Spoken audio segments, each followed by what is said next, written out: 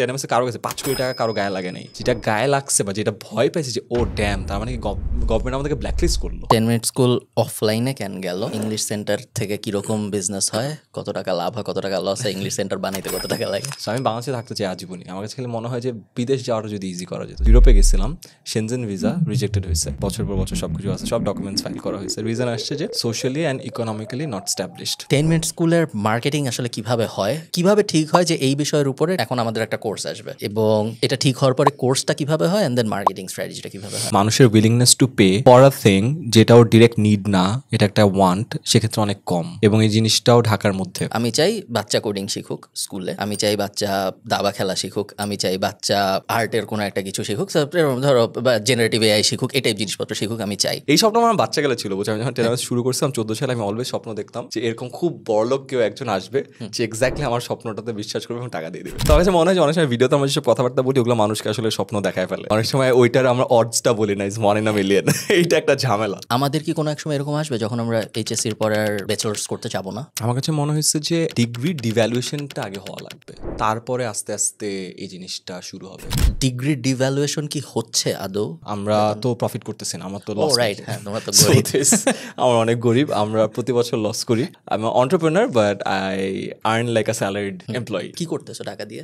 আমার ইনস্ট্রাক্টর যত পপুলার হয় তত সেই ইনস্ট্রাক্টরের এন্টারপ্রেনারিয়াল নেচার বাড়ে এবং সেই ইনস্ট্রাক্টর সুইচ করে চলে যায়। Of course, always, because that's how every human being thinks. Content তুমি কোথায় দেখতেছো যাচ্ছে, স্পেশালি লং ফর্ম কন্টেন্ট কোথায় মনে হচ্ছে তোমার যে যাবে? As a aspiring educational content creator, what should someone focus on? Passport index যেভাবে হয় সেটা হলো এক র্যাঙ্কে অনেকগুলো পাসপোর্ট থাকে। সো ধরো 1 নম্বরেই দেখবা সিঙ্গাপুর, জাপান, হাবিজাবি, 2-এ আবার 4 জন, 3-এ 4 জন। সো ফার্স্ট 4-এ টোটাল হয়তো 15টা পাসপোর্ট বা 10টা পাসপোর্ট, আপনারা চেক করে দেখতে পারেন যারা। সো ওইভাবে আয়ারল্যান্ড 4th বা 5th এরকম। বেসিক্যালি সহজ করে ভাবার উপায় হলো, যদি তোমার একটা আইরিশ পাসপোর্ট থাকে, তুমি মোটামুটিভাবে পৃথিবীর যেসব দেশের কথা তুমি ভাবো সব দেশে তুমি যখন ইচ্ছা যেতে পারো, যে থাকতে পারো, বিজনেস শুরু করতে পারো, অথবা জাস্ট থাকতেই পারো, ইনক্লুডিং পৃথিবীর বেশিরভাগ দেশ। সো 2-1টা বাদ দিয়ে যেগুলো হয়তো তুমি এমনিও যাইতে চাও না, সো ওই 2-3টা বাদ দিলে মোটামুটি সবকিছু অ্যাক্সেসেবল হয়ে যায়। That's a huge advantage. It is. তুমি কখনো সেকেন্ড পাসপোর্ট চাও? হ্যাঁ, অ্যাকশনস আছে? এখনও নাই, বাট আমার কাছে একটা জিনিস মনে হয়, যখন আমি দেশের বাইরে যেতে চাই তখন যখন পাসপোর্টের কারণে বিভিন্ন হ্যাসেল নিতে হয় অ্যান্ড পাসপোর্টের জন্য মানুষ জাজ করে, এই একটা পার্ট একটু আমার প্যারা লাগে। সো আমি বাংলাদেশে থাকতে চাই আজীবনই। আমার কাছে খালি মনে হয় যে বিদেশ যাওয়াটা যদি ইজি করা যেত। যেমন আমার লাস্ট যেই বাইরের ট্যুর ছিল, ইউরোপে গেছিলাম, শেনজেন ভিসা রিজেক্টেড হয়েছে, অ্যান্ড আমার এবং আমার ওয়াইফের দুজনেরই আমাদের তো স্যালারিড অ্যাকাউন্টে সব কিছু দেখানো হয়েছে যে ভাই বছর পর বছর সব কিছু আছে, সব ডকুমেন্টস ফাইল করা হয়েছে, রিজন আসছে যে socially and economically not established. So এখন আমি ওদের কেমনে বুঝাই, সোশ্যালি বাদ দিলাম, ঠিক আছে, সোশ্যাল মিডিয়া তো দেখাবো না, that's a different case, but financially তো আমি দেখালাম সব কিছু, but they can any day বলতে পারে যে ঢুকতে দেবো না। এইটা একটা প্রেশার। আমার যেমন এটা মাল্টিপল টাইমস হয়েছে। যেমন আমার লাস্ট ইয়ারে হার্ভার্ডে একটা সেশন ছিল, সিইও সামিট ছিল, ওখানে যাওয়ার কথা, বাট ভিসা করতে পারি নাই, এই জন্য হয় নাই। আমার এখন যখন ইউএসএ ছিল, তো ইউএসএ এখনও হয় নাই। আমার যেমন সামনে ফেব্রুয়ারিতে একটা আছে, আমাদের যে ইনভেস্টার স্যার, যেহেতু ইউএস ইমার্শন হয় প্রতি বছর একটা, সো এই বছর ওপেন এআইতে নিয়ে যাচ্ছে, নোশনে নিয়ে যাচ্ছে, so it's like a great thing, get together, বিভিন্ন জায়গায় যাবো। আমার বিগেস্ট টেনশন কি, ভিসা হবে কিনা। সো এইটা একটা প্যারা, রাইট? মানে এভরিথিং ইজ সর্টেড, বাট কান্ট্রির অ্যাক্সেস দিবে কিনা, এইটা একটা প্রবলেম। ঠিক একমাত্র নাকি বাংলাদেশের? বিকজ আমার যখন সেকেন্ড পাসপোর্টের কথা মনে হয়, আমার সবসময় মনে হয়েছে যে তখন অবশ্য আমি যখন বাংলাদেশ থেকে বিভিন্ন দেশে ভিসা করানোর চেষ্টা করতাম, আমার তখন আরও ইজি ছিল মনে হয় আমার, এবং আমি তখন এমন কোনো আহামরি দেশে যাইতে চাইতাম না। সো আমার ওই ইন্ডিয়া, নেপাল, থাইল্যান্ড এইসব জায়গায় যে ভিসা পাইতে তেমন কোনো সমস্যা হইতো না তখনও। আমার মেইন সমস্যা এই জন্য লাগে না যে বাংলাদেশি পাসপোর্টকে ভিসা দেয় না, বাংলাদেশে থাকাটাই আমার কাছে একটা রিস্ক লাগে।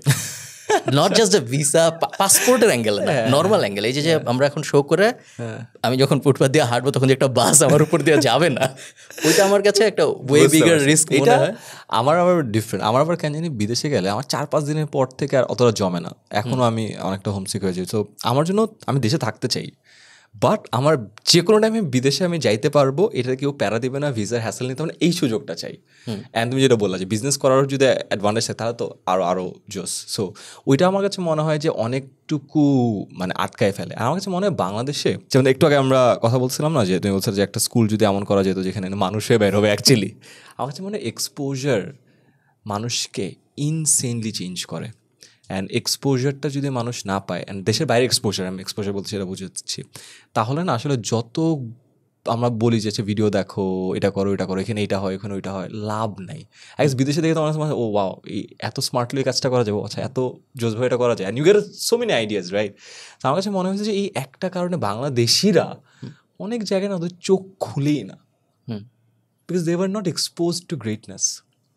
আমাদের বারটা যেটাকে আমরা এক্সেলেন্স ভাবি, ওটা আসলে প্রবলি মিডিওকর, রাইট? বাট দোষ না তো, আমাদের এক্সেলেন্সটাই মিডিওকর, বিকজ আমরা এক্সেলেন্সের বারটা দেখিই নাই। তো তোমার কখনো মনে হয়েছে যে আমি সেন্ট কিটসের $1,00,000 দিয়ে একটা পাসপোর্ট কিনে সেন্ট কিটসের সিটিজেন হয়ে ওই পাসপোর্ট ইউজ করে ঘুরি? এটা আমাকে কয়েকজন আইডিয়া দিছে, আমি এক্সপ্লোর করছি অ্যাকচুয়ালি। ইনফ্যাক্ট আমি perplexity.com-এ যাই অনেকগুলো রিসার্চও করছি যে কোড পাসপোর্ট করে এটা, হ্যাঁ ওগুলো সবগুলো জায়গায় যায় দেখছি যে কী আছে, ধরো সব কিছু কালেক্ট করে দিয়েছে। আমি ভালো রিসার্চও করছি। সো আমি শেষ মুহূর্তে দেখছি যে অনেকগুলো কান্ট্রিতে টাকা দেওয়া লাগে, অনেকগুলো জায়গায় ডোনেশন দেওয়া লাগে, মানে ইনভেস্টমেন্ট আর ডোনেশন হলে তো ওই টাকা জীবনে পাচ্ছ না, ইনভেস্টমেন্ট হইলে তাহলে তোমার টাকা ওই দেশে একটু বাড়তেছে।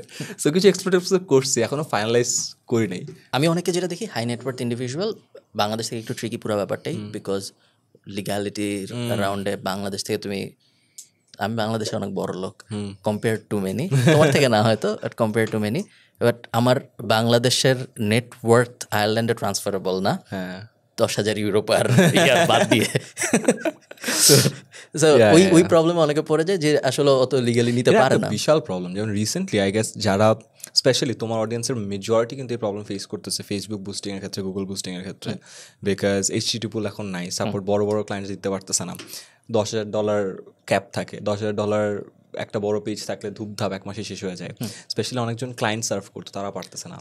খুবই যে এই জিনিসগুলো রেস্ট্রিক্টিং লাগে যে ভাই আমার টাকা, আমি ব্যবসা করব, দেশের জন্য দেশের জিডিপিটাই বাড়বে, বাট আমি করতে পারতেছি না because of this restrictions and way out নাই। তোমার মনিটারি পলিসির একটা প্রশ্ন যদি আমি করি, তোমার কি মনে হয় এটা তুমি কতটুকু ক্যাপিটালিস্ট বা কতটুকু, প্রশ্নটা আমি বলি, মনে করো তোমার টাকা, তুমি কিছু একটা করে টাকা পাইছো, রাইট? টাকার 3.5 লাখের পরে যায় তুমি ওই যে ইনকাম ট্যাক্স ব্র্যাকেটে ঢুকে ইনকাম ট্যাক্স দিছো সরকারকে, ইনকাম ট্যাক্স সরকারকে দেওয়ার পরে যে টাকাটুক আছে এটুক তো তোমার টাকা, এটুকের তো সরকারের উপর কোনো হাত নাই। এখন এই টাকাটা মনে করো এখানে 1 লাখ টাকা হয়েছে, এই 1 লাখ টাকা যদি তুমি, না 1 লাখ টাকা না, মনে করো 15 লাখ টাকা হয়েছে, এই 15 লাখ টাকা যদি তুমি $15,000 বানাও এবং তারপরে যদি তুমি ইন্ডিয়ায় নিয়ে যেয়ে বা আমেরিকায় নিয়ে যেয়ে খরচ করে ফেলতে চাও, সরকারের তোমাকে বাধা দেওয়ার রাইট কতটুক? টেকনিক্যালিটি তো জানি না, বাট আমাকে যদি বলো যে আমি কি চাই, আমি তো চাই যে ওটা খরচ করা, বিকজ আমি বাংলাদেশে লিগাল ওয়েতে টাকা কামাইছি, আমি ট্যাক্স ফাইল করছি এবং ট্যাক্স ফাইলে আমার ট্যাক্স ব্র্যাকেটে একদম হাইয়েস্ট ইয়েতে থ্রেশহোল্ডে যায় 25% করে ট্যাক্স দিয়ে আমি ক্লিন করছি, পুরোটাই ক্লিন। সো আমার লিগাল মানি ফুললি ট্যাক্স দেওয়া আছে। এখন তো আমি করতেই চাই যে আমি যদি বিদেশে যাই, কেন না? সো আমার প্রবলি বাইরে কিছু একটা কিনতে ইচ্ছা করছে, আমি তো ক্যাপড, আমার ক্রেডিট কার্ডও ক্যাপড, আমি টাকা তো নিয়েও যেতে পারতেছি না, সো আমি তো রেস্ট্রিক্টেড, রাইট? সো আমার কাছে মনে হয় যে এই অপশনটা থাকলে তো ভালোই হইতো, ওয়াই নট? অ্যান্ড কোনো একটা টাইমে যদি মনে করো বাইরের দেশে, আমি দেখছি আমার অনেক বিদেশের ফ্রেন্ড, ওদের না একটা কালচার আছে, এই যে সামার ভ্যাকেশনে বা ডিসেম্বর, ওরা 1-2 মাসের জন্য বিদেশে থাকে, এটা খুবই নর্মাল একটা বিষয়। এবং অনেকের ওইখানে জায়গায় গাড়িও আছে, ওখানে যে একটা গাড়ি কিনছে, কোনো বাইরের গাড়ির তো এত ট্যাক্স নাই, খুব সস্তা, কিন্তু আমাদের বাংলাদেশ থেকেও যারা গাড়ি কিনে সবার আগে যায়, গাড়ি কিনছে নিজেও 2 মাস ইউজ করে, বাকিটা রেন্টে ফালায় দেয়। এখন আমি তো এই কাজটা করতে পারছি না, বিকজ আমি তো অ্যাটলিস্ট গাড়ির দাম $10,000 থেকে তো বেশি, I can't do that, right? তো মাঝে মধ্যে ওইখানে যায় দেখে মনে হচ্ছে না ওদের লাইফস্টাইলটা অনেক লিবারেটিং, এবং যেটা বললাম এটা ওদের এক্সপোজার গেইন করার ক্ষেত্রে অনেক হেল্প করে। আমার কাছে এই রেস্ট্রিকশনটা অনেক প্যারা লাগে, এবং যেখান থেকে জমা না, I wish I had like an Irish passport, যেখানে এসে যাচ্ছি চিল 2 মাস। আমি যেমন কখনো চিন্তা করি না, আমার মাথাও যেমন আসে, আমি বলার সময় মনে হলো, বাট আমি না লাইফে কখনো চিন্তা করি নাই যে অন্য একটা দেশে যাই 2 মাস থাকবো, because in my mind it's not possible, because 2 মাস থাকতে তো $10,000 বেশি লাগবে, আমি থাকবো কেমনে? So it's not possible. হ্যাঁ, এই জিনিসটা আমাকে অনেক কষ্ট দেয় যে একজনের নিজের টাকা, সে যদি ট্যাক্স টুক্স দেওয়ার পরে যেটুক বাকি থাকে সেটুক, তারপর আমার মনে হয় যে মেবি আমি অনেক বেশি জোর ওখান দেখে হয়ে যাচ্ছি রাইট উইং। হ্যাঁ, বাট আই আন্ডারস্ট্যান্ড গভর্নমেন্ট কেন করে। এখন যেটা হয়েছে যে অনেক কিছু দেখার পরে বুঝছি যে কেন হয়েছে, বিকজ বাংলাদেশে যে পরিমাণ টাকা পাঠানো হয়েছে দেশের বাইরে, এভাবে তো নেয় নাই তোমার তা আদর বেতে উলফ অফ ওয়াল স্ট্রিটে যখন গায়ে বাইধা টাকা নিত, ওভাবে তো নেয় নাই। সবাই যে এলসি খুলছে, তারপর ট্র্যাডিশনাল ওয়েতে নিছে, এমন না যে ক্রিপ্টো দিয়ে নিছে। বাট ওই যে মানুষজন যেটা হয়েছে আমি দেখছি যে ছোটোখাটো পলিসিতে লিওয়ে দিতে ভয় পায়, বিকজ ও জানে না যে এই পলিসি লিওয়েতে কি কি খারাপ কাজ হয়ে যাবে, যেটার কারণে দেখবা বাংলাদেশ ইভেন ছোট এক্সাম্পল লাইক স্কুলগুলোতে কম্পিউটার ঢোকার সময় ফার্স্ট ব্যারিয়ার কি ছিল, কম্পিউটার কি করবে। ইন্টারনেট ঢোকার পর ফার্স্ট ব্যারিয়ার কি ছিল, ইন্টারনেটে কি করবে। So every time some new things come in, আমরা কিন্তু অনেক restrictive. And if you see বাইরের দেশের থেকে আমাদের রেস্ট্রিকশনটা প্রায় 5 থেকে 10 বছরের। এখন যেমন এখন এই এরাটা ইজ এআই এর, রাইট, যে হ্যাঁ এডুকেশনে এআই কতটুকু ইউজ করবো করতেই হবে। লাইক কম্পিউটার যেমন ঢুকে গেছে, মোবাইল ঢুকে গেছে, ইন্টারনেট ঢুকে গেছে, এআই ঢুকে যাবে। বাট শুরুর পার্টটাতে না আমরা ওই 0 to 1 স্পেসে খুবই একটু রেস্ট্রিকটিভ, একটু না ভালো রেস্ট্রিকটিভ। এটা প্যারা, আর এটা আর্লি অ্যাডাপ্টারদের জন্য অনেক প্যারা। যারা আর্লি অ্যাডাপ্টার ওদের জন্য এই জিনিসটা একটু ফ্রাস্ট্রেটিং যে কেন না, right, but that's how it is. বাংলাদেশে অনেক দিন রেডিট বন্ধ ছিল অ্যাজ আ পর্নোগ্রাফি ওয়েবসাইট হিসেবে, ওই লিস্টেড ছিল। বাট যারা রেডিটের আর্লি অ্যাডাপ্টার, বাংলাদেশে কিন্তু প্রচুর ফ্যান আছে রেডিটের, পাগলা ফ্যান। মানে আমার এক ফ্রেন্ডও আছে যে ও অন্য কোথাও যায় না, ও জাস্ট রেডিট যায়। বাংলাদেশে কিছু মানুষ যেমন টুইটার অনেক ইউজ করে, রেডিটও অনেক ইউজ করে। সো ওদের জন্য just imagine how difficult, or life 24/7 ভিপিএনে চলতে হচ্ছে। ওকে, একটু আগে যে আলাপ করতেছিলাম পডকাস্ট শুরুর আগে, যে স্কুল, এরকম যদি হতো যে একটা বিল্ডিং, যে বিল্ডিংটাকে আমি একটা স্কুল হিসেবে বানিয়েছি, একটা ফিজিক্যাল বিল্ডিং যেখানে মানুষ ঢুকতেছে সকালবেলা বাচ্চা কাচ্চা, এবং আমি পুরা এনভায়রনমেন্ট কন্ট্রোল করতে পারতেছি, কী শিখাচ্ছে থেকে কী করতেছে, পাশের বাচ্চার সাথে কী করতেছে, পুরো এনভায়রনমেন্ট আমি কন্ট্রোল করতে পারছি, আর বিকালবেলা চলে যাচ্ছে বাচ্চা, তাহলে আমি একটু হোপফুল হতাম। বাট ওটা যেহেতু করা সম্ভব না, সো সেকেন্ড বেস্ট অপশন আমার মনে হয়েছে যে তাহলে কি শুড আই ডু সামথিং অনলাইনে, যেগুলো আর কি আমরা অনেক করছি, তুমি আমার থেকে আর অনেক বেশি করছো, যে অনলাইনে কিছু শেখানো। আমি কখনো বাচ্চাদের কিছু শিখাইনি, তোমরা অনেক শিখাইছো। সো তখন আমি অনলাইনের দুনিয়ায় যাব নাকি। তখন আবার আমার মনে হয়েছে যে আমি যা করতে চাচ্ছি সেটা অনলাইনে করাটা ইকোনমিক্যালি আমি কোনোভাবে মিলাইতে পারিনি। তো আমি পুরো প্রবলেমটা তোমাকেও বলি, ওনাদেরও বলি যারা শুনতেছে, এবং তারপর তুমি দেখো তুমি কোনো সলিউশন দিতে পারো নাকি। আমি চাই একটা বাচ্চা এমন এমন জিনিস শিখবে যেই জিনিসগুলো তার অনেক কাজে আসবে। ফর এক্সাম্পল, আমি চাই বাচ্চা কোডিং শিখুক স্কুলে, আমি চাই বাচ্চা দাবা খেলা শিখুক, আমি চাই বাচ্চা আর্টের কোনো একটা কিছু শিখুক, ধরো বা জেনারেটিভ এআই শিখুক, এই টাইপ জিনিসপত্র শিখুক আমি চাই। এখন সব কিছু তো আমি শিখাইতে পারবো না, কারণ সব কিছু আমি পারি না। সো ধরো আমি চেস শেখানোর জন্য একটা গ্র্যান্ড মাস্টার হায়ার করলাম যে চেস শেখাবে। এখন আমি যদি 2000 বাচ্চার 1000 বাচ্চা যদি হয়, আমি বাচ্চাদেরকে রেকর্ডেড ক্লাস দিতে সাহস পাচ্ছি না, বিকজ আমার মনে হয় না যে 5, 10, 15 বছরের একটা বাচ্চা রেকর্ডেড ক্লাস দেখে অনেক কিছু শিখতে পারবে, বা অনেক আনটিল এটা শার্ক ডুডুডুর মতো, হ্যাঁ, যেটা ইউটিউবে দেখে ওই লেভেলের অ্যাডিকটিভ কিছু যদি। এখন সো ওটা আমি রেকর্ডেড ক্লাস দিতে পারতেছি না, আমাকে লাইভ দিতে হচ্ছে। এখন এরকম 1000 বাচ্চাকে শেখানোর মতো, 1000 বাচ্চাকে তো আমি একসাথে শিখাবো না। 1000 বাচ্চাকে একসাথে শেখানো আর একটা লাইভ ভিডিও দেখা দাও, একটা রেকর্ডেড ভিডিও দেখা দাও, একই কথা। কারণ 1000 বাচ্চার সাথে তো একজন ইনস্ট্রাক্টর কমিউনিকেট করতে পারতেছে না। সো হাইয়েস্ট 40 জন থাকবে এক ক্লাসে, তাও আমার মনে হয় অনেক। 10 জন থাকলে হয়তো ভালো হতো। সো 10 জন যদি থাকে তাহলে 1000 বাচ্চার জন্য আমার 100 চেস ক্লাস লাগতেছে। এখন একজন গ্র্যান্ড মাস্টার তো 100 চেস ক্লাস সপ্তাহে নিতে পারবে না, কোনোভাবেই সম্ভব না। সো একজন গ্র্যান্ড মাস্টার ধরো বছরে 100 নিতে পারে নাকি, গ্র্যান্ড মাস্টারের তো আরও কাজ আছে, সে তো গ্র্যান্ড মাস্টার হয়েছে ক্লাস নেওয়ার জন্য না। সো কোনোভাবেই জিনিসটা মিলতেছে না, যেখানে আমি একটা বাচ্চার জন্য ভালো একটা কিছু ডিজাইন করতে চাচ্ছি এবং আমি জিনিসটা খাতা কলমে মিলাইতে পারতেছি। তো কোনোভাবেই জিনিস হচ্ছে না, এবং ঘুরে ফিরে আমি ওই স্কুল একটা বিল্ডিং হবে ওইটাই ফেরত আসতেছি। এটা তো একটা বিশাল একটা রেস্ট্রিকশন, তো ইকোনমিক রেস্ট্রিকশন, রাইট? বিকজ বাংলাদেশে মানুষের willingness to pay for a thing যেটা ওর ডিরেক্ট নিড না, এটা একটা ওয়ান্ট, সেক্ষেত্রে অনেক কম। এবং এই জিনিসটাও ঢাকার মধ্যে আমরা জিনিসটা আরও দেখতেছি যখন আমরা অফলাইন সেন্টারগুলো খুঁজতেছি। ঢাকার মধ্যে একটা অফলাইন সেন্টারে আমাদের যে প্রাইস পয়েন্ট থাকে ঢাকার বাইরেও কিন্তু এটা না। তো তুমি তো সারা বাংলাদেশের প্রেক্ষাপটে বলতেছো, right, not just Dhaka. So it's অনেক ডিফিকাল্ট হয়ে যায়। যেমন বাইরের দেশে সিঙ্গাপুরে যেরকম অনেক বড় বড় এডটেক কোম্পানি আছে, ওরা কি করে, বিশাল বড় সেন্টার এবং পুরো সেন্টার জুড়ে খালি টিচারই আছে।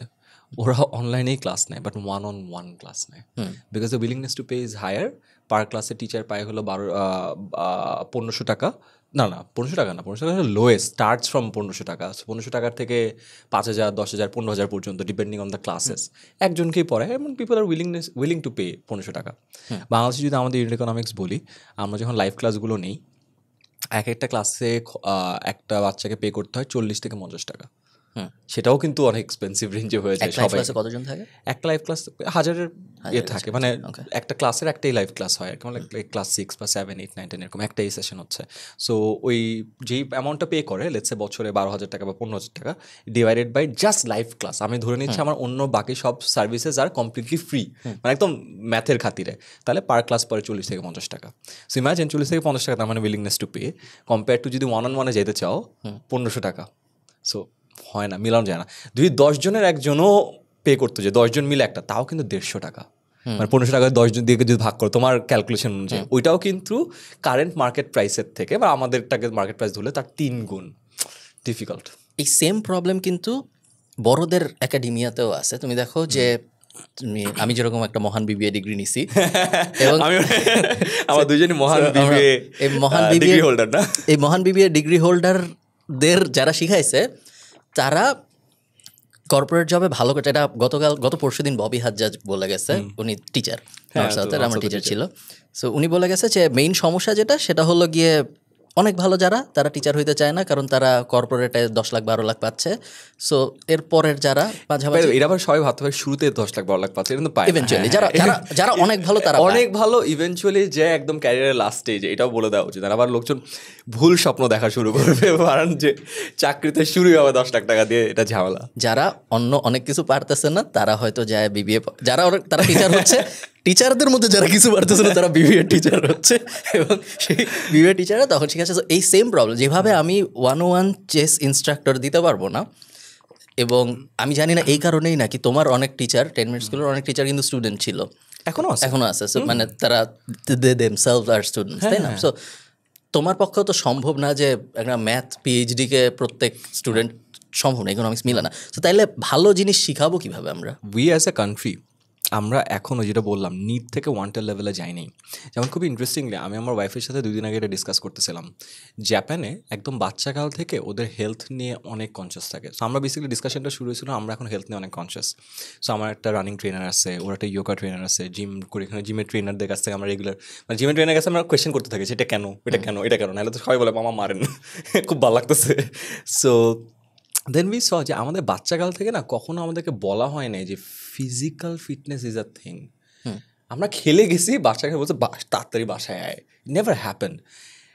জাপানে বাচ্চাদের থেকে একদম 2-3 বছর বাচ্চা থেকে শুরু করে ওদের ফিটনেস লেভেল দেখা হয়। And I think you have seen the videos যে যে টেবিল টেনিস খেলবে বাচ্চাকাল থেকে টেবিল টেনিস প্র্যাকটিস করতেছে, যে তাইকোয়ান্ডো করতেছে সারাদিন।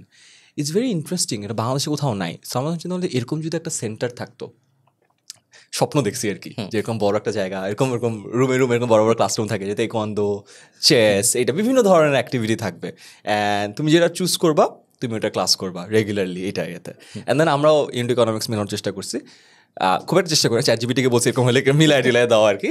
পরে দেখি যে বাংলাদেশের ইয়েতে হয় না, আনলেস সামডে মনে করো যে বিশাল একটা কংগ্লোমারেটের মালিক, তারও এই এক্স্যাক্ট স্বপ্নটা সে দেখছে, তাকে যে আমি পিচটা করছি, তার একটা বিশাল জমি আছে, মামা নাও তুমি চালাও, এটা দরকার। এই স্বপ্ন আমার বাচ্চা গেলে ছিল, বুঝছি। আমি যখন টেলিভিশন শুরু করছিলাম 14 সালে, আমি অলওয়েজ স্বপ্ন দেখতাম যে এরকম খুব বড়লোক কেউ একজন আসবে, যে এক্স্যাক্টলি আমার স্বপ্নটাতে বিশ্বাস করবে এবং টাকা দিয়ে দেবে। এই স্বপ্নটা আসছিল খান একাডেমি থেকে, ওই যে গল্পটা বলছিল না যে বিল গেটসকে টাকা দিছিল। So that's how. তো আমার কাছে মনে হয় যে অনেক সময় ভিডিওতে আমরা যেসব কথাবার্তা বলি, ওগুলো মানুষকে আসলে স্বপ্ন দেখায় ফেলে। অনেক সময় ওইটার আমরা অডসটা বলি না, ইজ 1 in a million। এইটা একটা ঝামেলা। ট্রু। এখন বাচ্চা কাচ্চাদের নতুন শিক্ষা কারিকুলামে যা শেখানো হয়, বা টু সাম এক্সটেন্ট পুরানো শিক্ষা কারিকুলামেও যা শেখানো হইতো, সেইটা নিয়ে তুমি কতটুকু হ্যাপি? যদি অনেক হ্যাপি না হও, তাহলে তুমি ওটা বাচ্চাদেরকে আরও শিখতে হেল্প করে, do you think you are part of the problem? Well, আমি তোমার একটা প্রেক্ষাপট বলি। লেটস সে 2020 সাল, কোভিড। একটা স্টুডেন্ট ক্লাস 4-এ পড়ে, পুরো বছর গেছে, স্কুল করা নেই, পরীক্ষা দেয় নেই, কিছু পড়ে নেই, ক্লাস 4 চলে গেছে। 21 সালে কিন্তু স্কুল টুল খুলে নেই, গন। ক্লাস 5-এ পড়তেছে, 22 সালে এসে স্কুলে ঢুকছে, ও ক্লাস 6-এ। 4 পড়ে নেই, 5 পড়ে নেই, ওর কিন্তু বেস নাই, ক্লাস 6-এ উঠছে, নতুন কারিকুলাম, একটা এক্সপেরিমেন্টাল গেম শুরু হইলো। নতুন এক্সপেরিমেন্টাল গেমে টিচাররাও কনফিউজড, প্যারেন্টসও কনফিউজড, স্টুডেন্ট তো আরও কনফিউজড, পরীক্ষাও হচ্ছে না। সো ওর মধ্যে পরীক্ষা কিন্তু 2 বছর নাই, এবছরও নাই। 6 থেকে 7-এ আসলো, নতুন কারিকুলাম স্টেবল হইলো। ফার্স্ট টাইম ষান্মাসিক পরীক্ষা দিতে গেল জুন মাসে। দেশের প্রেক্ষাপটের কারণে ষান্মাসিক পরীক্ষা ক্যান্সেল হয়ে গেল, কিন্তু কোনো পরীক্ষা দেয় নাই। নভেম্বর ডিসেম্বরে আসে ওর ফাইনাল একটা পরীক্ষা হইলো, যেটার নতুন কারিকুলামের বইয়ের উপরে কিন্তু পুরনো কারিকুলামের স্টাইলে একটা মিক্সড পরীক্ষা। তুমি বুঝতেছো, নতুন কারিকুলামের বই, পুরনো কারিকুলামের স্টাইল। অ্যান্ড দেন ওই ছেলেটা ক্লাস 8-এ উঠবে এই 2025 সালে, অ্যান্ড 2012 সালে কারিকুলামের বই আবার পড়া শুরু করবে। না ইম্যাজিন, ক্লাস 4 পড়ে নাই, 5 পড়ে নাই, 6-7 এক্সপেরিমেন্ট গেছে অ্যান্ড একটা উইয়ার্ড স্ট্রাকচারে গেছে, and then he goes back to the old কারিকুলামের বই। ইউ গাইজ জাজ কি অবস্থা, কি হইলো ব্যাপারটা, এটা শোনার পরে if it makes sense. So এটা একটু স্যাড রিয়ালিটি। এখন কাকে দোষ দিব? বাট এইটা করলে কি ওকে না, ট্রু, বাট আমরা কি বাচ্চা কাচ্চাগুলাকে আমরা যা শিখাইতে চাই বা যা আমরা জানি শিখলে ভালো হবে ওইটা শিখাইলে বেটার হইতো না দেন একাডেমিক পড়াশোনা শেখানো? দ্য প্রবলেম ইজ, তুমি ইনফ্রাস্ট্রাকচারের বাইরে যায় কোনো একটা কিছু শেখানোর যদি চেষ্টা করো, this would be 10x more difficult than ইনফ্রাস্ট্রাকচারের ভিতরে কোনো কিছু আমি শেখানো। কোয়েশ্চেনটা অন্যভাবে করি, তাহলে তোমার বুঝতে সুবিধা হবে।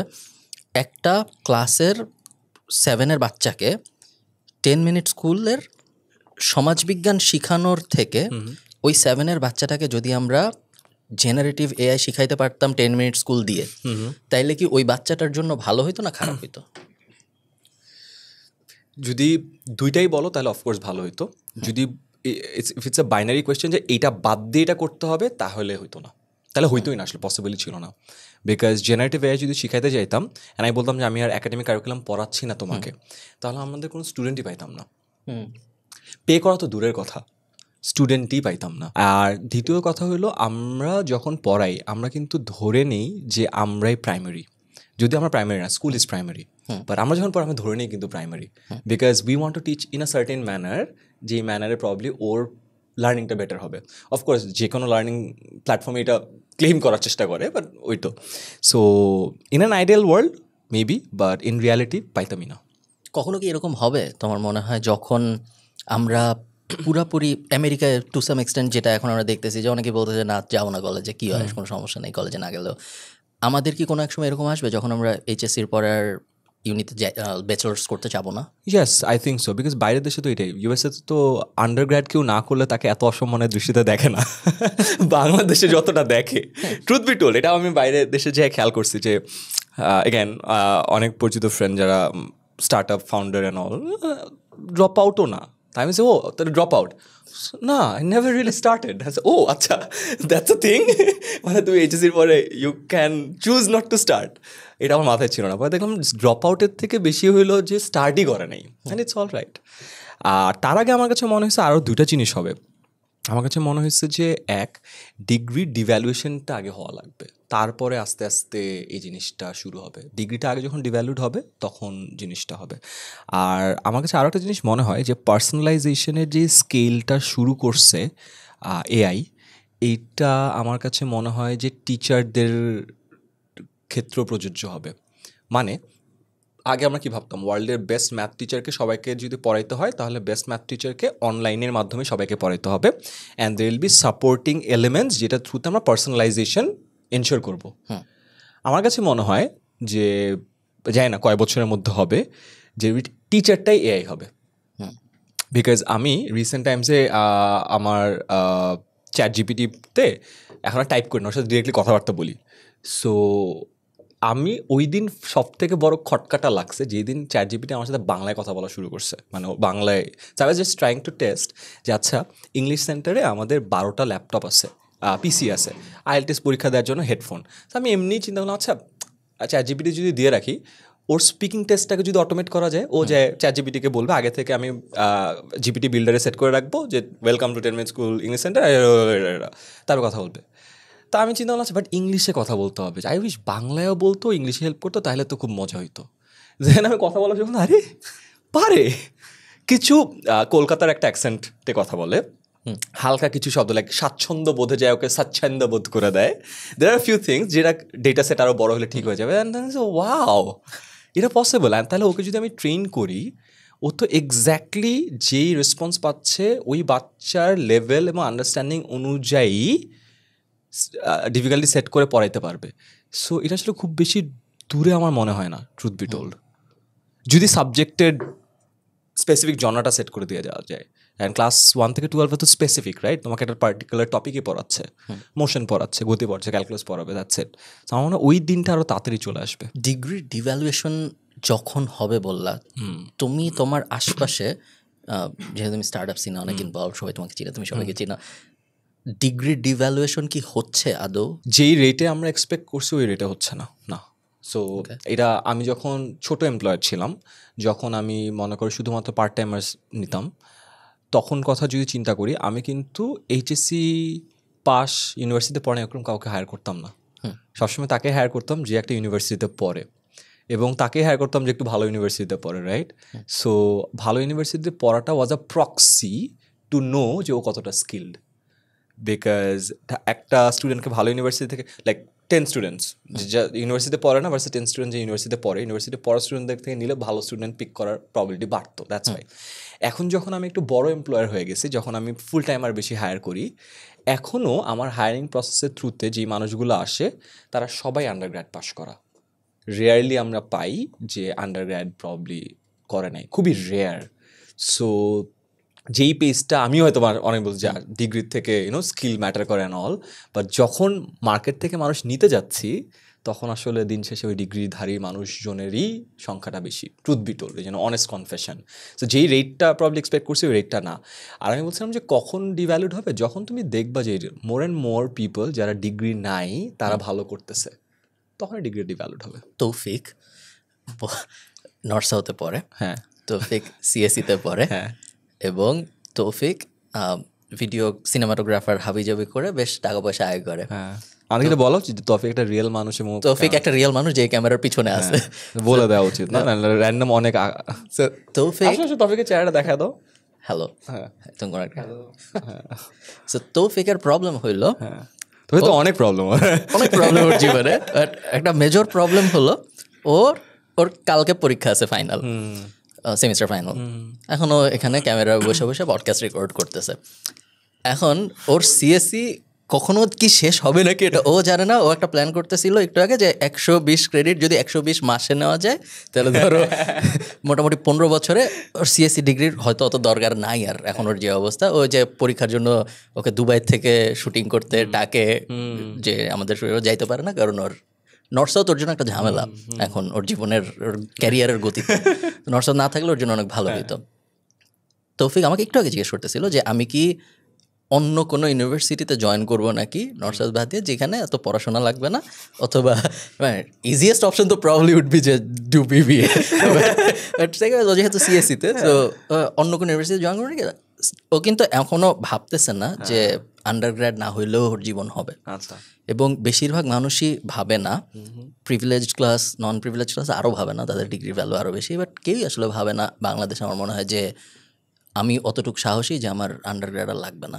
সবাই সাহস লাগে, সবাই প্ল্যান বি চায়, ইয়েস অ্যাবসলিউটলি। বাংলাদেশে এখনও ওই লেভেলে যায় নাই যে ডিগ্রি ছাড়াই you have to be super talented and you have to have that full faith in yourself যে ভাই আমি ডিগ্রি ছাড়াও আমি সেলফ এমপ্লয়েড হয়ে ওই টাকাটা তুলতে পারবো। সেলফ এমপ্লয়েড হয়ে টাকাটা তুলতে পারার সাহসটা is very very difficult. And সাহসটা তখন ওই লেভেলেও লাগতেছে যে আমি যদি কোনো কারণে ফেল করি, আমার কিন্তু প্ল্যান বিতে চাকরিতে ঢোকা is not an option. So আমার প্ল্যান বিও হইতে হবে আরেকটা সেলফ এমপ্লয়মেন্ট। সো ওইটুকু সাহস পাওয়াটা তো আবার কঠিন। ইমাজিন ওই সাহসটা আমরা চাচ্ছি কার কাছে, যে একটা এইচএসসি পাস করছে, রাইট? মানে আইডিয়ালি যে আমি ঢুকবো না, ওই সাহসটা বের করাটা অনেক কঠিন আমার কাছে মনে হয়েছে প্রেক্ষাপট দেখে। যেহেতু আমি স্টুডেন্টের সাথে কথা বলি, মানে vast majority of HSC student, তুমি যদি বলো একটা এইচএসসি স্টুডেন্টকে একটা অ্যাডভাইস দিবা, একটা ভালো অ্যাডভাইস দাও, বা ওকে এইখানে ঢুকতে বলো, আমি প্রবলি ওকে কথাবার্তা বলে আদর যত্ন করে প্রবলি ওকে কনভিন্স করতে পারবো। বাট একটা জায়গায় আমি কনভিন্স করতে পারবো না যে বাবা পড়ালেখা ছেড়ে দাও, ছেড়ে দিয়ে do this. I think it will be very difficult. Talk to me about the English centers. 10 minute school offline কেন গেল? ইংলিশ সেন্টার থেকে কিরকম বিজনেস হয়, কত টাকা লাভ হয়, কত টাকা লস হয়, ইংলিশ সেন্টার বানাইতে কত টাকা লাগে? হ্যাঁ, সো আমরা ফার্স্ট গেলাম হইলো মে মাসে লঞ্চ করলাম। আমরা একটা ইন্টারেস্টিং জিনিস দেখলাম যে আমাদের যত স্কিল ডেভেলপমেন্ট কোর্সেস আছে, স্কিল ডেভেলপমেন্ট কোর্সগুলোর মধ্যে অলওয়েজ 60% প্লাস রেভিনিউ আসতো খালি ইংলিশ থেকে। অ্যান্ড দেন আমরা সেকেন্ড একটা জিনিস দেখলাম যে ইংলিশের কোর্সগুলোতে আমাদের retention rate is way higher and renewals also higher. মানে ইংলিশের একটা কোর্স যদি কেউ করে, ইংলিশের আরেকটা কোর্স করতেছে। বাট এই জিনিসটা আমরা অন্য কোর্সে দেখি নাই। লেটস সে আমার একটা ফেসবুক মার্কেটিং কোর্স করছে, ও যায় এসইওর কোর্সটা করছে, এটা হয় না, কম করছে, right? So it's difficult. So এইটা আবার ইংলিশের ক্ষেত্রে আবার ইটস হ্যাপেনিং ভেরি ওয়েল, যাচ্ছে এখানে একটা কোর্স করছে, এখানে একটা কোর্স করতেছে। থার্ড আমরা দেখলাম, আমরা তো অনেক সার্ভে করি এখন টু আন্ডারস্ট্যান্ড আছে মার্কেট পালস কেমন অ্যান্ড অল। আমরা দেখলাম যে ইংলিশে আমাদের ব্র্যান্ডটা ইজ ওয়ে মোর অ্যাকসেপ্টেবল। আচ্ছা চীনে মানুষ, বিকজ আমরা একাডেমিক্সও ইংলিশ পড়ে, এখানেও ইংলিশ পড়ে, আমিও ইংলিশ পড়াইতাম, এখন মঞ্জির ইংলিশ পড়ে, আমাদের অনেক পপুলার টিচারও ইংলিশ পড়েছে। আমাদের সাকিব বিন রশিদ আমরা যে কোর ইংলিশ পড়াইতাম তা না, বাট আমরা পড়াই স্টেট স্কুল অনেক বছর ইংলিশ। সব মিলে আমাদের কাছে মনে হয়েছে যে okay, if we want to go offline, English হবে একটা করি, অ্যান্ড আমরা অন্য কোনো কিছু করতে চাই না, because offline is not our DNA. আমি অফলাইনের থেকে যদি শুরু করছি 4 বছর, I know how it's run, but আমার ডিএনএতে নেই, লাস্ট 9 বছর কাজ করিনি। So that's why English. এখন যদি বলি অফলাইন কেন, এইটাতে আমাদের বোর্ডের একটা বিশাল ইম্প্যাক্ট আছে। সো আমাদের বোর্ডের তো গ্লোবাল মানুষজন আছে, স্পেশালি ইন্ডিয়ার সেকোয়া আছে, বাইরেরটাও আছে। সো ওদের অনেক ডেটা আমাদের সাথে অলওয়েজ শেয়ার করে। সো একটা ডেটা পয়েন্ট এটা ছিল যে ইন্ডিয়াতে যতগুলো এডটেক ছিল, সবগুলো এডটেক ওদের তো একটা স্কেল হিট করছে, রাইট? ওদের 1000 কোটি রেভিনিউতে চলে গেছে অ্যান্ড অল। সো ওরা একটা জায়গায় যে ফিগার আউট করছে যে দের ইজ এ থ্রেশহোল্ড, এবং এই থ্রেশহোল্ডের পরে তুমি অনলাইনে যদি স্কেল করতে চাও, ইউনিট ইকোনমিক্স নেগেটিভে চলে যায়, মানে তুমি প্রফিটেবলি স্কেল করতে পারবা না। তার কারণ হলো ওই একটা থ্রেশহোল্ডের বাইরে there is a vast majority of people যারা এখনও জাস্ট অনলাইন অ্যাডপশনের জন্য প্রস্তুত না।